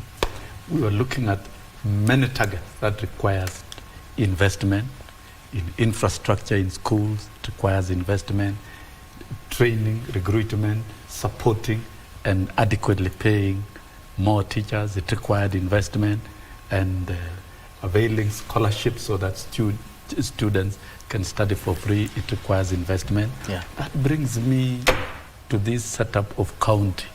I think it is cheap to argue that funds have delayed to the counties, and we leave it at that and become a general story of the country. Let us go to the depths of it. It has delayed for how long? Is that money subsequently remitted as outlined in the budget? Yes, if we talk about Kenya now, the Cabinet Secretary for Treasury, John Badi, the other day outlined that he has released all the equitable revenue allocation to the counties up to and including the month of October, and is working on the month of November. The governors were arguing about addition only of 20 billion, and the mediation committee agreed on 2 billion, which of course shall be wired. I think we should get down to asking ourselves serious questions.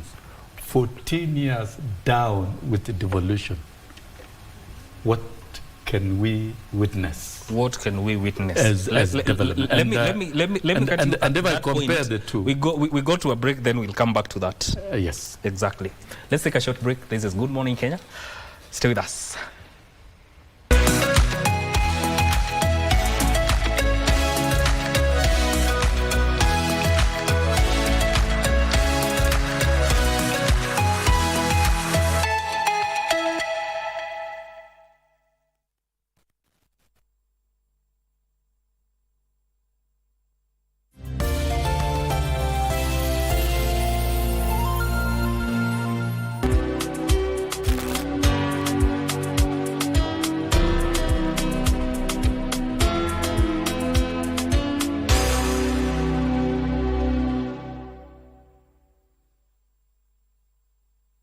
Mtazamaji, tumekuandalia taarifa zinazogonga vichwa vya vyombo vya habari kutoka hapa jijini Nairobi na pia mashinani. Wanahabari zaidi ya ubora wao wako ange kukuletea habari pindi zinapochipuka kutoka pembe zote za Kenya.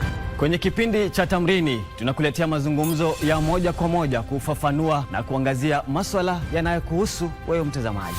Kumbuka, taarifa yenye thamani daima hupokewa kwa amani. Hivyo basi usikose kuungana nasi kila siku ya wiki. Tukupakulie na tukutaarifu taarifa yenye mnato kwenye runinga unayoienzi. Kwenye kurunzi mashinani, sisi DC. Thank you for joining us on Healthy Living. Stay connected to Voice of America at voanews.com. A look at your kidneys and how they impact your health. And an expert discusses chronic kidney disease and how to protect yourself. And Ivorian psychologist Noor Bakayoko shares some insights on bullying and what can be done. It's important to avoid major events or major health crisis. How do you know if your cough is due to a serious condition? We'll have some answers. Stay well and strive to make every day a healthy day.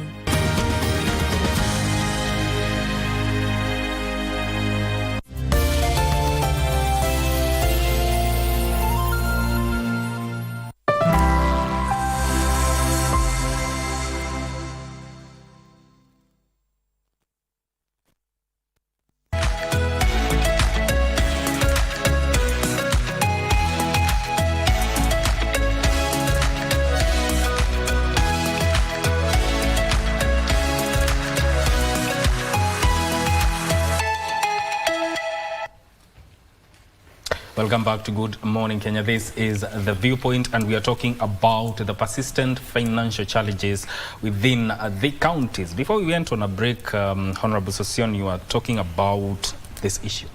We must ask ourselves hard questions so that then we can think legally and constitutionally how to remedy. That's a fact for sure. The first devolved fund in this country before the advent of the Constitution was CDF. That was meant to stop Harambes in Kenya. And Kibaki administration through, of course it was an act of parliament by Karue, MP for Kipipiri. And 21 years down the line, this fund has worked magic to the extent that we no longer have Harambes for schools. The money allocated to schools and to education through CDF is working effectively, both in terms of bursary and infrastructure. And about 90% of the money that goes to CDF actually goes to school, and it does a fantastic job. That's a fact, though my learned friends here will tell me outrightly it is illegal, it has been ruled by the court. But as a democratic country, we can still defend what is right and petition. But compare now with 14 years of devolution, that is absorbing billions of shillings annually. We devolved corruption, and in fact worse corruption than the corruption that existed at the center. And that is a big problem. It's a challenge here. So that it is wrong to mislead the country to say the funds to the counties have delayed when it has actually been released probably up to the month of October. We've not taken time to audit the accountability of these funds as per the devolved function. What has it done?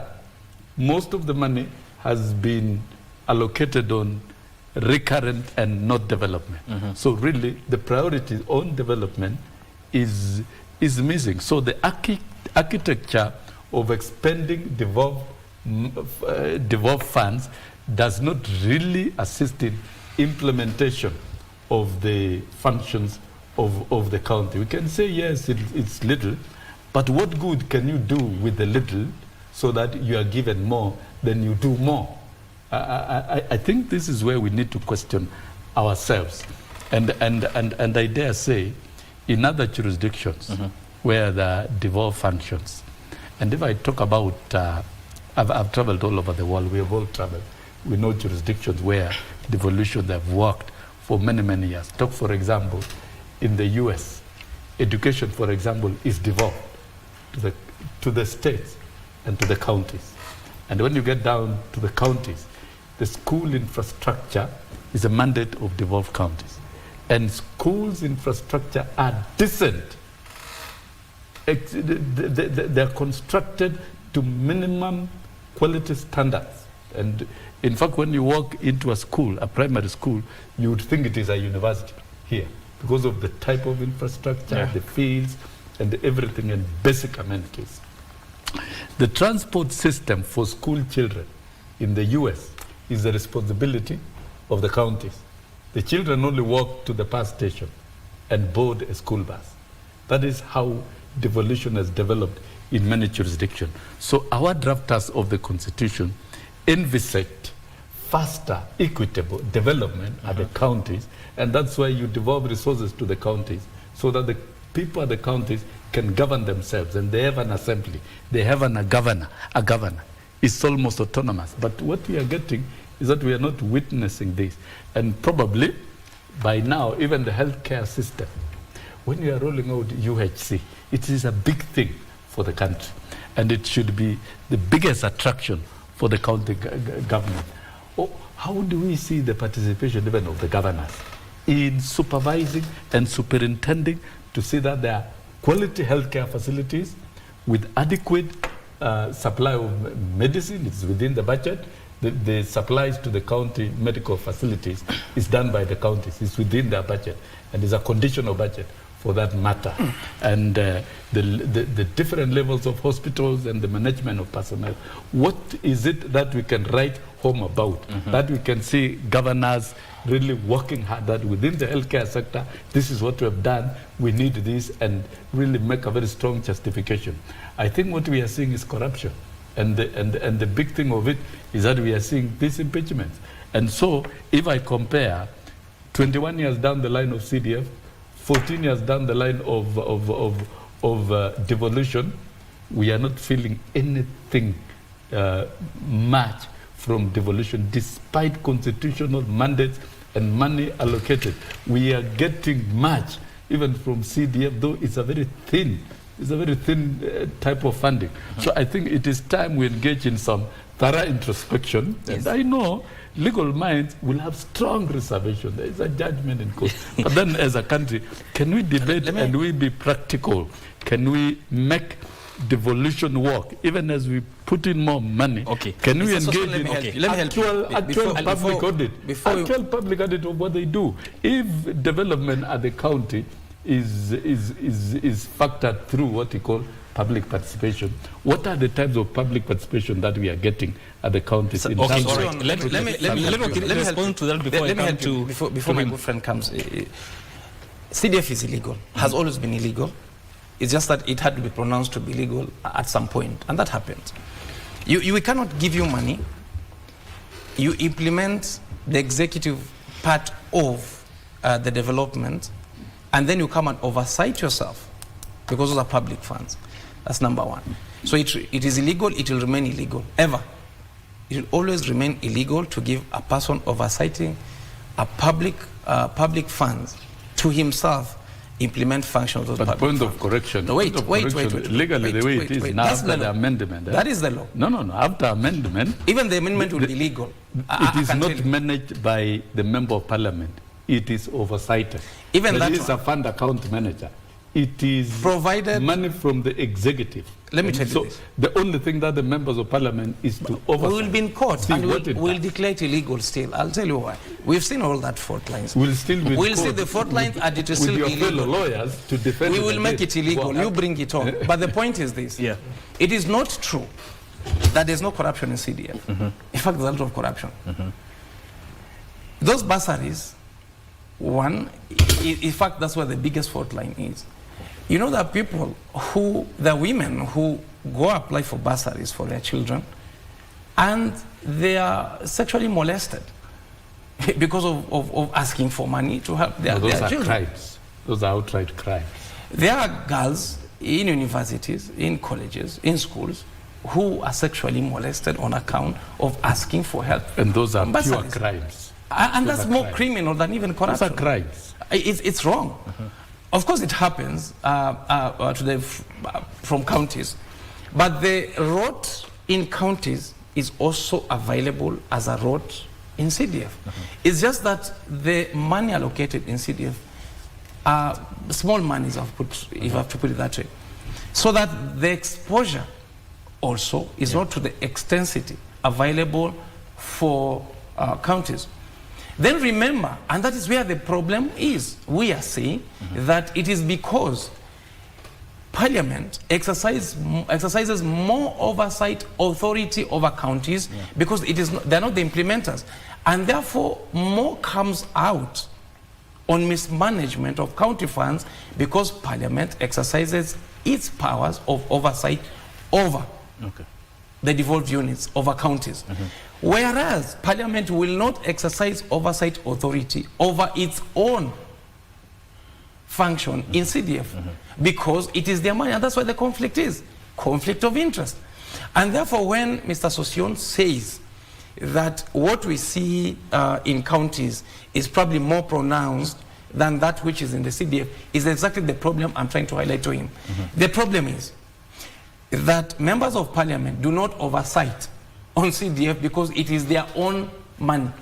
And therefore, if they buy desks and out of that they have their cut, they eat the money, they will not oversight themselves. So Mr. Sosion will say it, and many Kenyans will say it, on account of information coming out of the oversight function of parliament. It is parliament that oversights and therefore pronounces the fault lines that come out of how the money was used.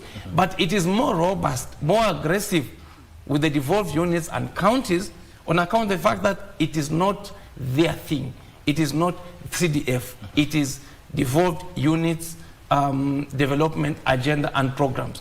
And that's why we are saying you cannot oversight CDF, and CDF is illegal on account of conflicts such as the one that Mr. Sosion is bringing out in this debate. Okay, which all boils down to accountability that you talked about. And Wakili, I also want to get your sentiments on this, because counties have other sources of income. We are talking about own source revenues, loans, grants, etc. Why have counties remained overly reliant on the equitable revenue share? That's a very good question. And before I delve into that, we have to appreciate that the devolution, the inclusion of devolution in our constitution was the best thing that ever happened to this country. And without prejudice to anything, the timely disbursement of funds should not be a thing of debate. It is a matter of the law. And it is a matter that is well provided in the constitution. Initially, there was siasa mbaya, maisha mbaya. So that if you had a member of parliament, for instance, who was not in bed with or who was not supporting the political class or the government of the day, then you will be locked out of development. And you've seen that really happened in the Nyanza counties for a very long time. But with devolution, we have seen so many things happen, even if they are not to that percentage that we love, but at least there is some work going on. Now, regarding the transparency in the county and why the counties are over-relying on the funds that are allocated centrally, it's very important to look at or highlight some of the challenges that we are facing, our counties are facing. One of them is we do not adhere to strict budget laws. We make laws with ambitions, very ambitious budgets, but with no realistic revenue collection avenues. And some of those projects are non-essential. For example, you see there is a governor who has a lot of money allocated to building governor's residence at the expense of ECD teachers being paid. You see the governors are collecting revenues, but there is nothing we can see from what they collect from the public. And then what does that mean? The public, who are the main source of revenue, they develop a cold feet and they start evading taxes. And the government, the county governments also participate or abet the evasion by creating loopholes and by not creating very transparent revenue collection mechanism. That is what has really led to the counties actually crunching. One of the important things that you need to note, for example, I'll use Homa Bay because I come from Homa Bay. There is a small village or a small town called Sindo. Sindo houses Victory Farm. That is one of the biggest fish farms that we have in Kenya. The other day, the president was at Victory Farm launching and giving them a certificate. I am very sure you've seen very many Victory Farm shops here. There is one over a leading beach there called Wadianga Beach, where you'll get omena and very fish, because its borders are Lake Victoria, major part of it.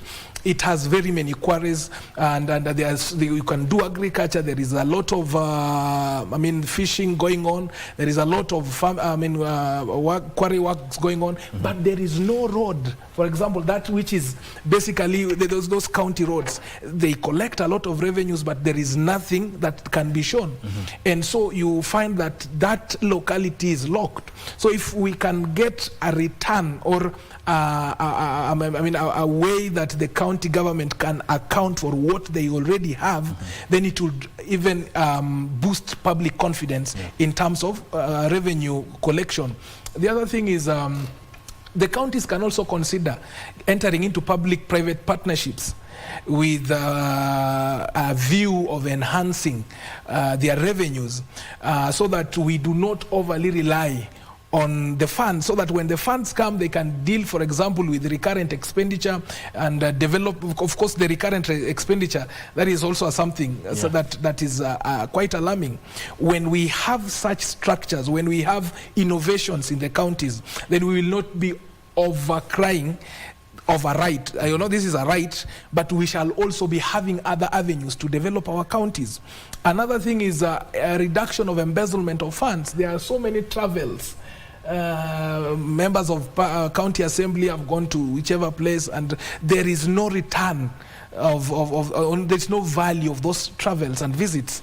They cannot account for what that visit really brought back to the county. So it's a matter of going and coming, but again, capacity in the county, in the county, because when we talk of such embezzlement of funds, we go also deep to the what Wakili was mentioning about the blackmail by elected leaders. It could be the leaders who are doing the oversight. For example, the senators, the members of National Assembly, and even the members of county assemblies. We have seen governors being impeached on flimsy reasons. And how do you survive? You have to buy them in. You have to pay them something. So I've been advocating, and I would always advocate that there should also be very clear guidelines on impeachment of a governor, so that it's not used as an avenue to blackmail the governor, because if you blackmail the governor, the next thing is that it will try to pay little coins here and there to buy the silence of these governors at the expense of what? At the expense of the devolution. The last thing that I also want to mention is the auditing of those counties. Thorough auditing. We have very many ghost workers who are collecting money. There are so many other projects which were initiated previously by governors who perhaps they have retired or lost. And because these governors are desirous of making new legacies, they will abandon projects that have taken billions of money, and because they do not want to associate themselves with those projects, they start their own. Then in a cycle of, let's say, 5 years, they lose the seat, another governor comes. So we have very many stalled projects. And that is why these are things that we need to cover. If we cover this, then the cry and the hues of having the counties not funded, it will be a thing of the past. So the county bosses, the county assemblies should stand to their mandate. They should do their oversight with goodwill and with utmost trust. The governors should stand to their mandate. The National Assembly should play their role. It's not a matter of sympathy. It's a matter of constitutional provision. It's a matter of right that the counties have to be funded.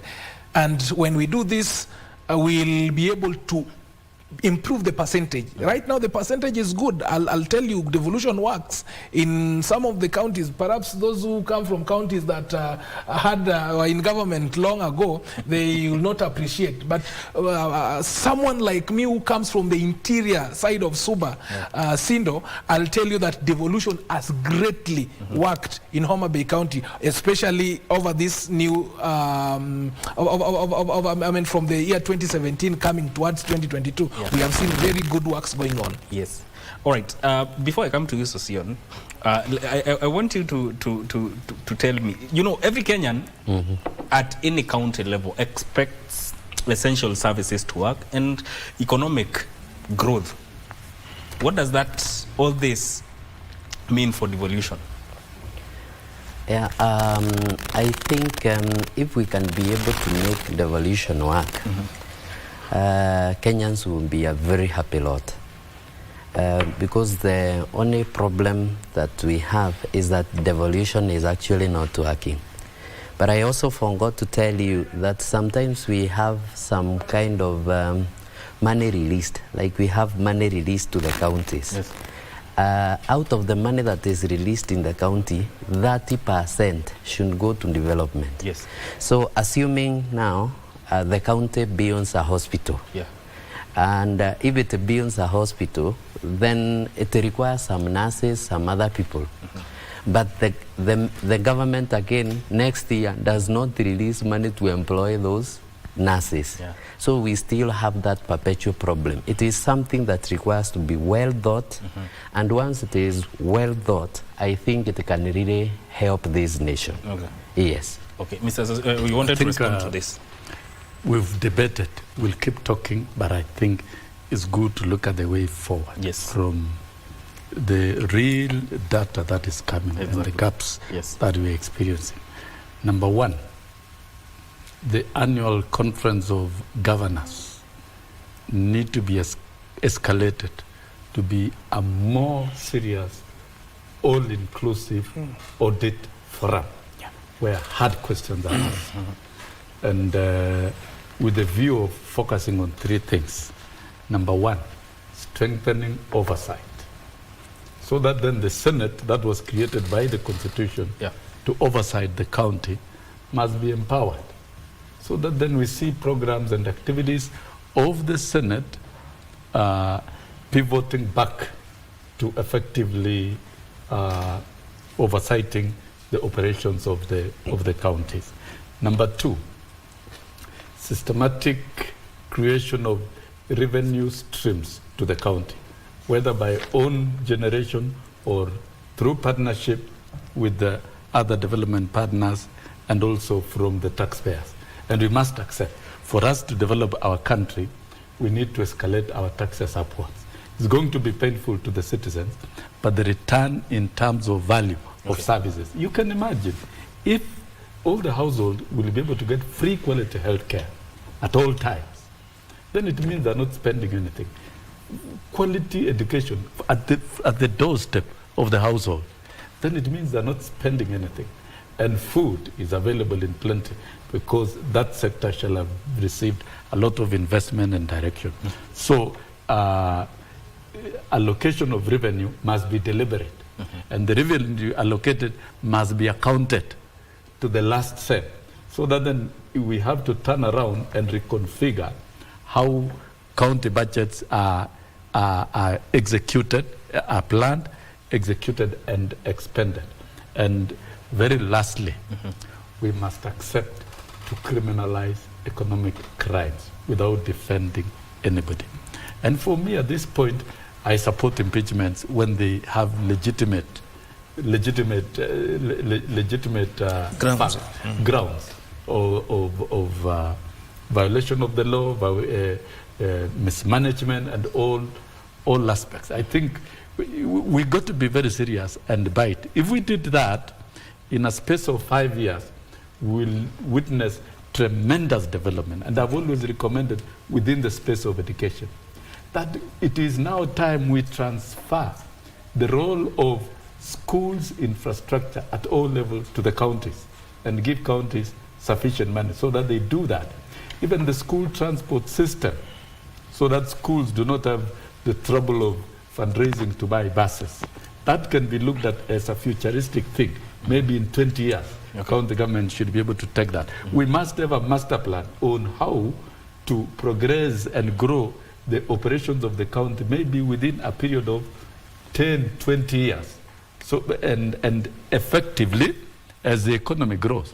Because now we are devolving even manufacturing, value addition, and production to that level. so that counties can have factories and aggregation of their goods and transportation and targeting the market. If we are deliberate and we do that without promoting corruption, but this one requires keeping our system clean so that there's no corruption both at the national and at the county, and we are very deliberate in punishing. And I expect lawyers not to move to courts to go and defend corrupt individuals. So the ball goes back to the lawyers. No, we have to work. I want to give. I know you have to work, but why can't we have situations where these economic crime individuals, corrupt individuals, are convicted within time and punished? Yes, okay, have to be defended. I want to give each one of you a minute to give your final submission because we are out of time, and I'll start with you, Wakili. Well, I think society comes with a multifaceted approach that must congregate and converge into one national psyche. Development, peace, stability, and of course what the country holds itself out there within the entire Committee of Nations. I do think that Kenya is a critical society of itself internally. We have a robust critical approach and movement in this country. Article 1 being the most supportive article, because notwithstanding the leaders that are put into offices, because they are never perfect. They come from us, they come from society. We put them there, sometimes even symbolically. But we oversight them directly because we've given the powers to ourselves. I encourage Kenyans that they must continue to pump fear into their leadership, because it is only fear that will be the most guaranteed way in which leadership will listen. If you give comfort to your leader, comfort, it means the leader then becomes larger than the office, refuses to look at the office as an office of service, but an office of power and enrichment. So until Kenyans take they become more robust in oversight, as Kenyans, the leadership will continue to look at themselves as opportunity for enrichment for themselves. So it doesn't matter who we put in leadership. Eventually, it is Kenyans to continue to pump fear into the hearts of those in leadership. Dr. Yeah, I would want to say that the leaders need to realize that the political landscape in this nation has changed, and the methodologies that were being used previously can no longer work. So they need to learn with that. Yes. Mheshimiwa Sossion. Like the Prime Minister of Singapore said, if you want to change Singapore, keep the system clean. Keep the system clean. They said very strongly. Look at Singapore, where it has gone. We've always talked about the Asian tigers, South Korea, Singapore, Malaysia, and the rest. They were very deliberate. They punished corruption, and they had master plans, strategic plans for their country. I think it is time we reason and sober up as a country and consider the best economic future for our country. That will ensure jobs and decency of life to our citizens. Yes. Okay. Wakili Wasaga, tukimalizia. Life is very hard for ordinary Kenyans. And when you hear people talk on the streets, your relatives, your friends, it is a clear show that life is very difficult. And it calls upon the government. Okay, Nambio, your microphone has gone off. But thank you for making time. Thank you for making time. That is Wakili Peter Wasaga, who is an advocate of the High Court, and also Dr. John Mukundi, who is a political analyst, Wakili George Kithi, an advocate of the High Court too, and Honorable Wilson Sossion, former nominated MP and also former NATSEC Gen. This is where we end these 2 hours of robust conversation here on Good Morning Kenya. Thank you for tuning in. My name is Mike Migwe. Keep it KBC Channel 1. This is Good Morning Kenya. Good morning.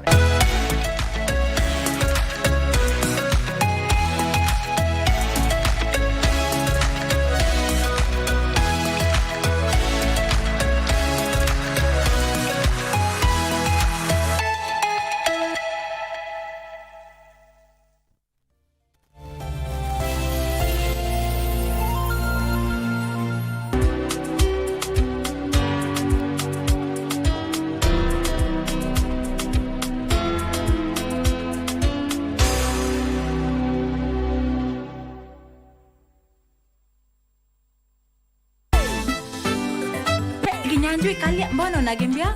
Kwani umeona Costa? Hiyo Costa nini ndio mtaiona eh? I hope you are ready for the exams. Mi niko Lendi, tell him to bring it on. Teacher, Mr. Makridge, I am on my bended knees and I am very sorry. I acknowledge that you are the teacher and I am the student. I am sorry. Vivo, vivo! Kinyanjui, you have a lot of explaining to do. Can you come back here? Mr. Teacher, I am learning somewhere very, very important. I will see you later.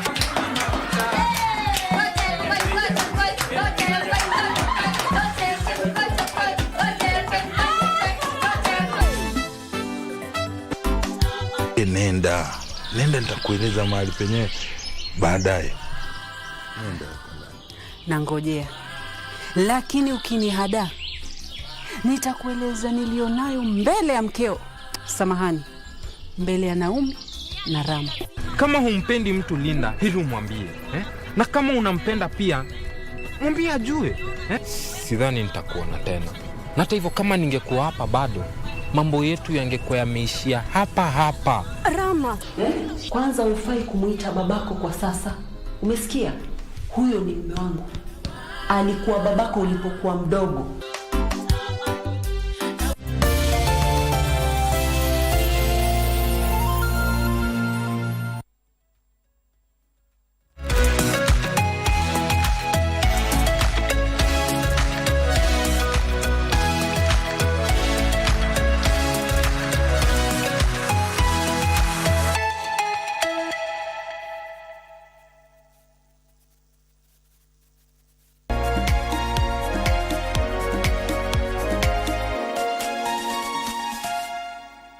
When a woman is given the tools and opportunities to support herself, the impact created goes far beyond her.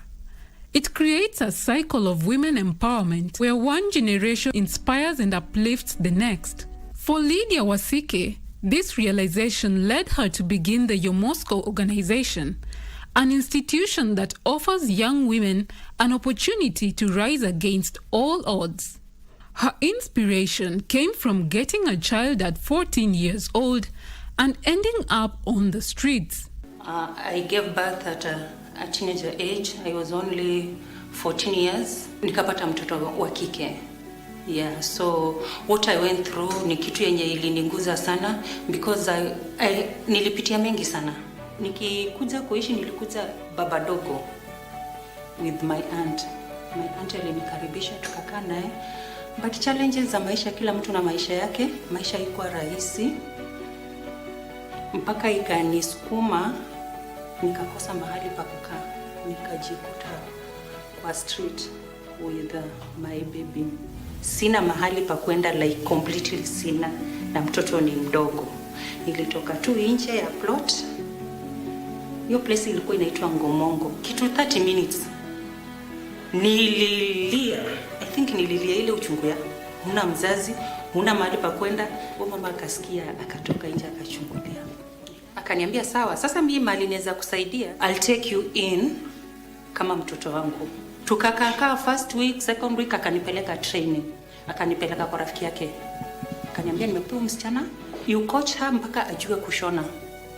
The moment atajua kushona, uniambia amejua kushona, nitajua venye nitamsaidia from there. So nikielekea kumaliza, kaniambia now there's somewhere wana recruit watu mambo na kushona in a certain company just near ilikuwa baba dogo. Can you do that work? Nikamwambia yes of course. Nilifanya almost a year, nikapata something, nikasave for some almost 9 months. Kazi yangu Kariobangi. After kuweka kazi yangu, then maisha tu ikakuwa sawa, like God alifungua milango. She saw the crucial need to change this narrative by equipping young women with different skills. Kuna msichana nikamwona anashinda akikuja kila siku asubuhi, anakaa mahali na mtoto amejikunja. Nikamuuliza, una you willing kushona? Akasema unaweza taka kujua? Akasema Msichana nikamchukua, akaanza training hapo kwangu, akamaliza, akapata kazi hapo tu kwa soko. So after kumaliza akaleta wengine wakakuja, nikapata wasichana wangapi? 3. Coming from difficult backgrounds, these women have to undergo mental counseling sessions to help them cope with difficult emotions and break unhealthy patterns that could derail them in the program. After mental awareness, which tulifanya iko every Mondays, after computer classes wako na hiyo mental awareness, at least wanafunzwa. My motivation is when I just see these girls win. It's all about changing these girls' lives. Starting with just 3 students in a rented stall, your Moscow has grown and now offers various technical courses that are considered basic and important. Our founder started this vision way before 2019, but it was not like clearly defined what she wanted to do as per the organization. And now this is when she started to see there's a need to work with young people in these communities that are not very wealthy or anything. The first cohort we had 12 graduates. That was last year. This year we had one cohort that started in January. They finished in June. There were about 20 students. Now we have already begun the second cohort and they will be graduating in December. With the help of the community, the organization is able to get tutors who volunteer to teach the women. We are now currently partnering with Life Ministry and Kin International. We also have a few friends, families who come and step in for us. At the moment, we are also trying to get grants from the government, from other NGOs. Yeah, we're just working towards getting the resources to work for the organization. Yes. As Moscow, we are privileged, I would say, to be centered in a community organization. We work very closely with the churches and the communities around us, with the Nyumba Kumis and the chairman of different places here.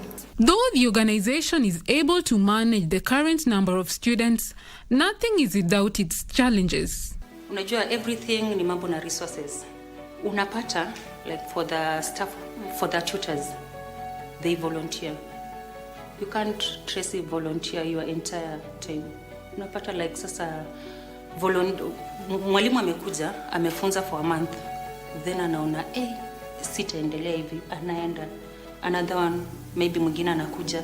Hiyo change of tutors pia inaleta ni challenges zenye tunapitia sana. As per now, we have very many ladies who would like to benefit from the organization. But currently we are not able to accommodate many people because we have a small space. Also the programs that we have currently running require a lot of resources. We have hair and beauty, we have fashion and design, and the resources are not so many. It is not easy to divide the resources equally among all programs, so we are only able to have the 20 students. That's the maximum we can have per cohort. Seeing successful stories of women who have turned their lives around and made a good life for themselves, Lydia gets the motivation to push through the difficult days, knowing that each girl empowered is a step to progress in every aspect of society. Na enjoy tu kuwafunza. Wakishajua kushona hivyo nikiona mtu amejisimamia, that is my joy.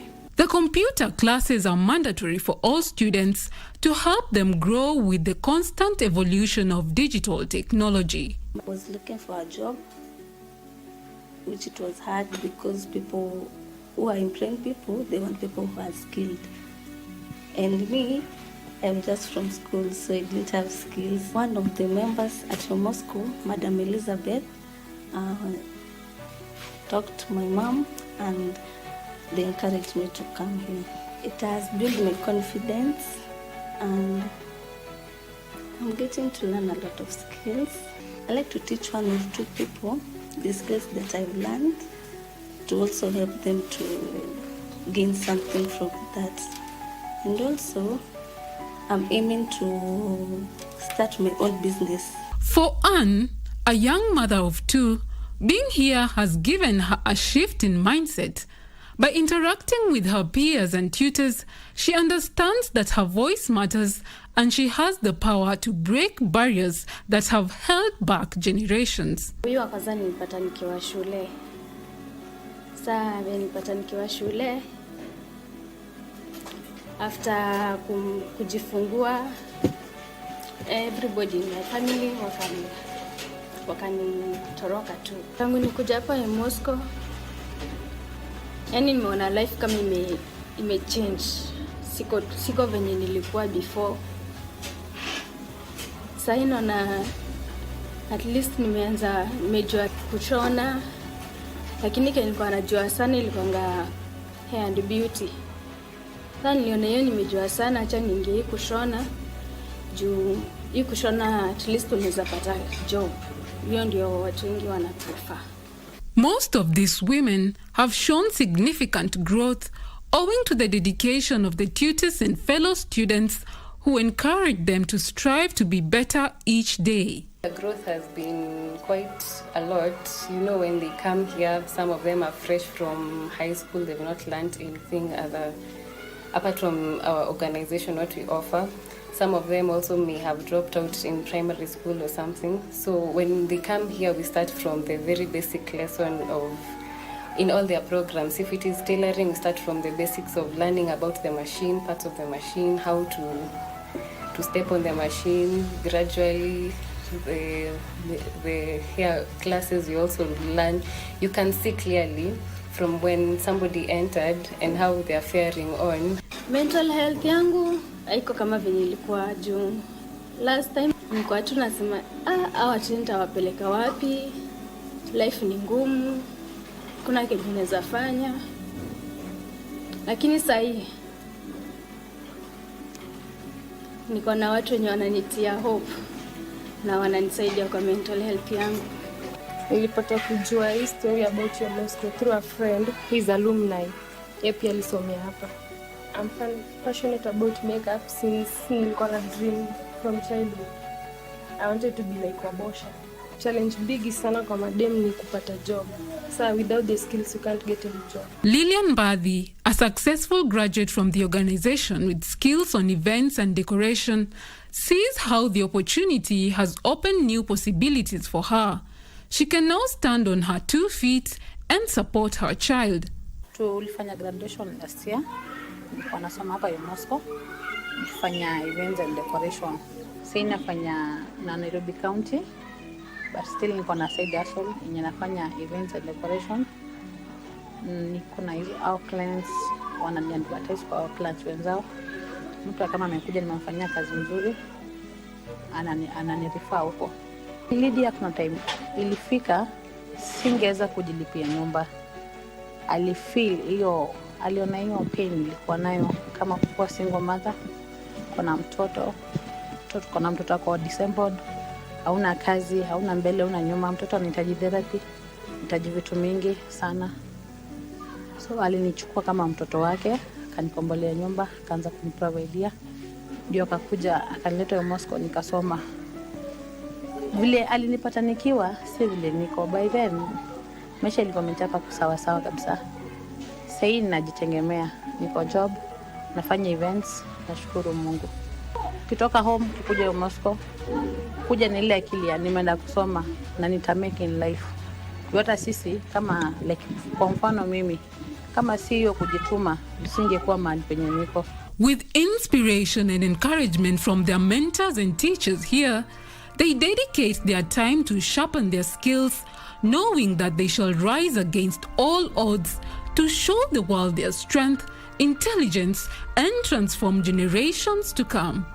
Mimi kwa mfano ningekuwa niko idle leo hii, pengine nilishaingia kwa kutumia madawa za kulevya, ningekuwa niko hali mbaya. But since niliingia Moscow, niko hapa nimesoma, leo hii na niko sawa. Girls like me to not give up and to work hard and improve in whatever they are doing. I would urge people that are going through these difficult situations that they should come out and be strong in whatever they are doing. Grasp something, grasp a skill. It will help you, it will motivate you, it will also give you value in your life. My wish is naweza taka sana ni touch so many lives. Like isini limit ni ikwetu ni hapa Saika. I want to go kwenda kabisa everywhere. I want to touch lives. I want to change lives.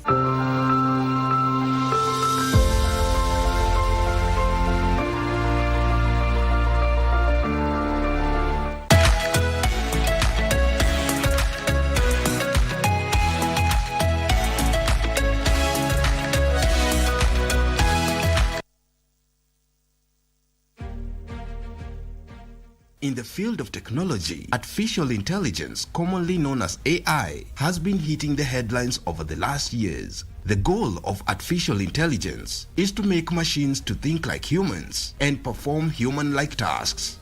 What artificial intelligence is pretty much we've been trying to understand how machines can learn the way humans learn. A machine that is having this human intelligence, just embedded in it, and then it's actually now able to actually like do task, definitely using now the complex algorithms under it. The way I think about AI is it's a tool. As long as human beings have existed, we've been working our way towards an assistant or a tool that can help us. So we've actually always been building AI.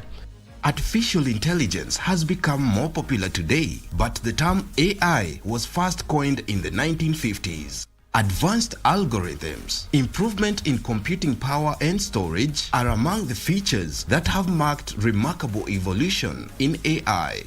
I was first introduced to AI when I was 12 years old. I didn't know necessarily it was AI, but it was an old scrap computer that had an AI called Eliza, which was the first ever chatbot. You know, the way now we use ChatGPT. Human intelligence, animal intelligence, and collective intelligence are among other intelligences. This begs the question, how is AI different from other intelligences?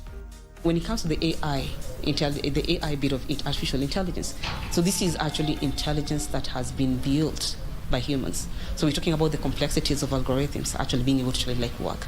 The use of AI in the day-to-day life results to efficiency through task automation, data analysis for informed decisions, assistance in medical diagnosis, among other benefits. So what artificial intelligence helps you do is that this is a machine that doesn't need sleep, doesn't need to eat, it only needs electricity. Just think of this superhuman. That's what the machine is trying to do. Not really trying, it's actually doing right now. So what artificial intelligence does is it gives you superpowers. It can work day and night for your work. So meaning at night, it could be able to create new kinds of money for you. It's a tool that is actually helping us. With or without one's knowledge, many have used artificial intelligence as a cutting edge in problem solving, language processing, and e-commerce services.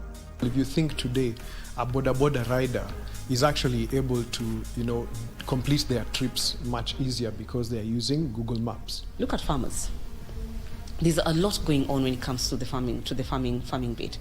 So we have these agricultural, they're called agricultural officers that go about and tell someone, for this particular bit, the soil texture is like this, the moisture of the soil is like this. Anybody who's been using a digital lending app like Tala or Branch or Mshwari today is actually interacting with AI in some form or other. If you've ever done anything on YouTube or Facebook, then you've interacted with AI. Globally, the United States is currently leading in the AI race with over $249 billion investment. According to AI experts, Kenya is also on the race, although there is more to be done.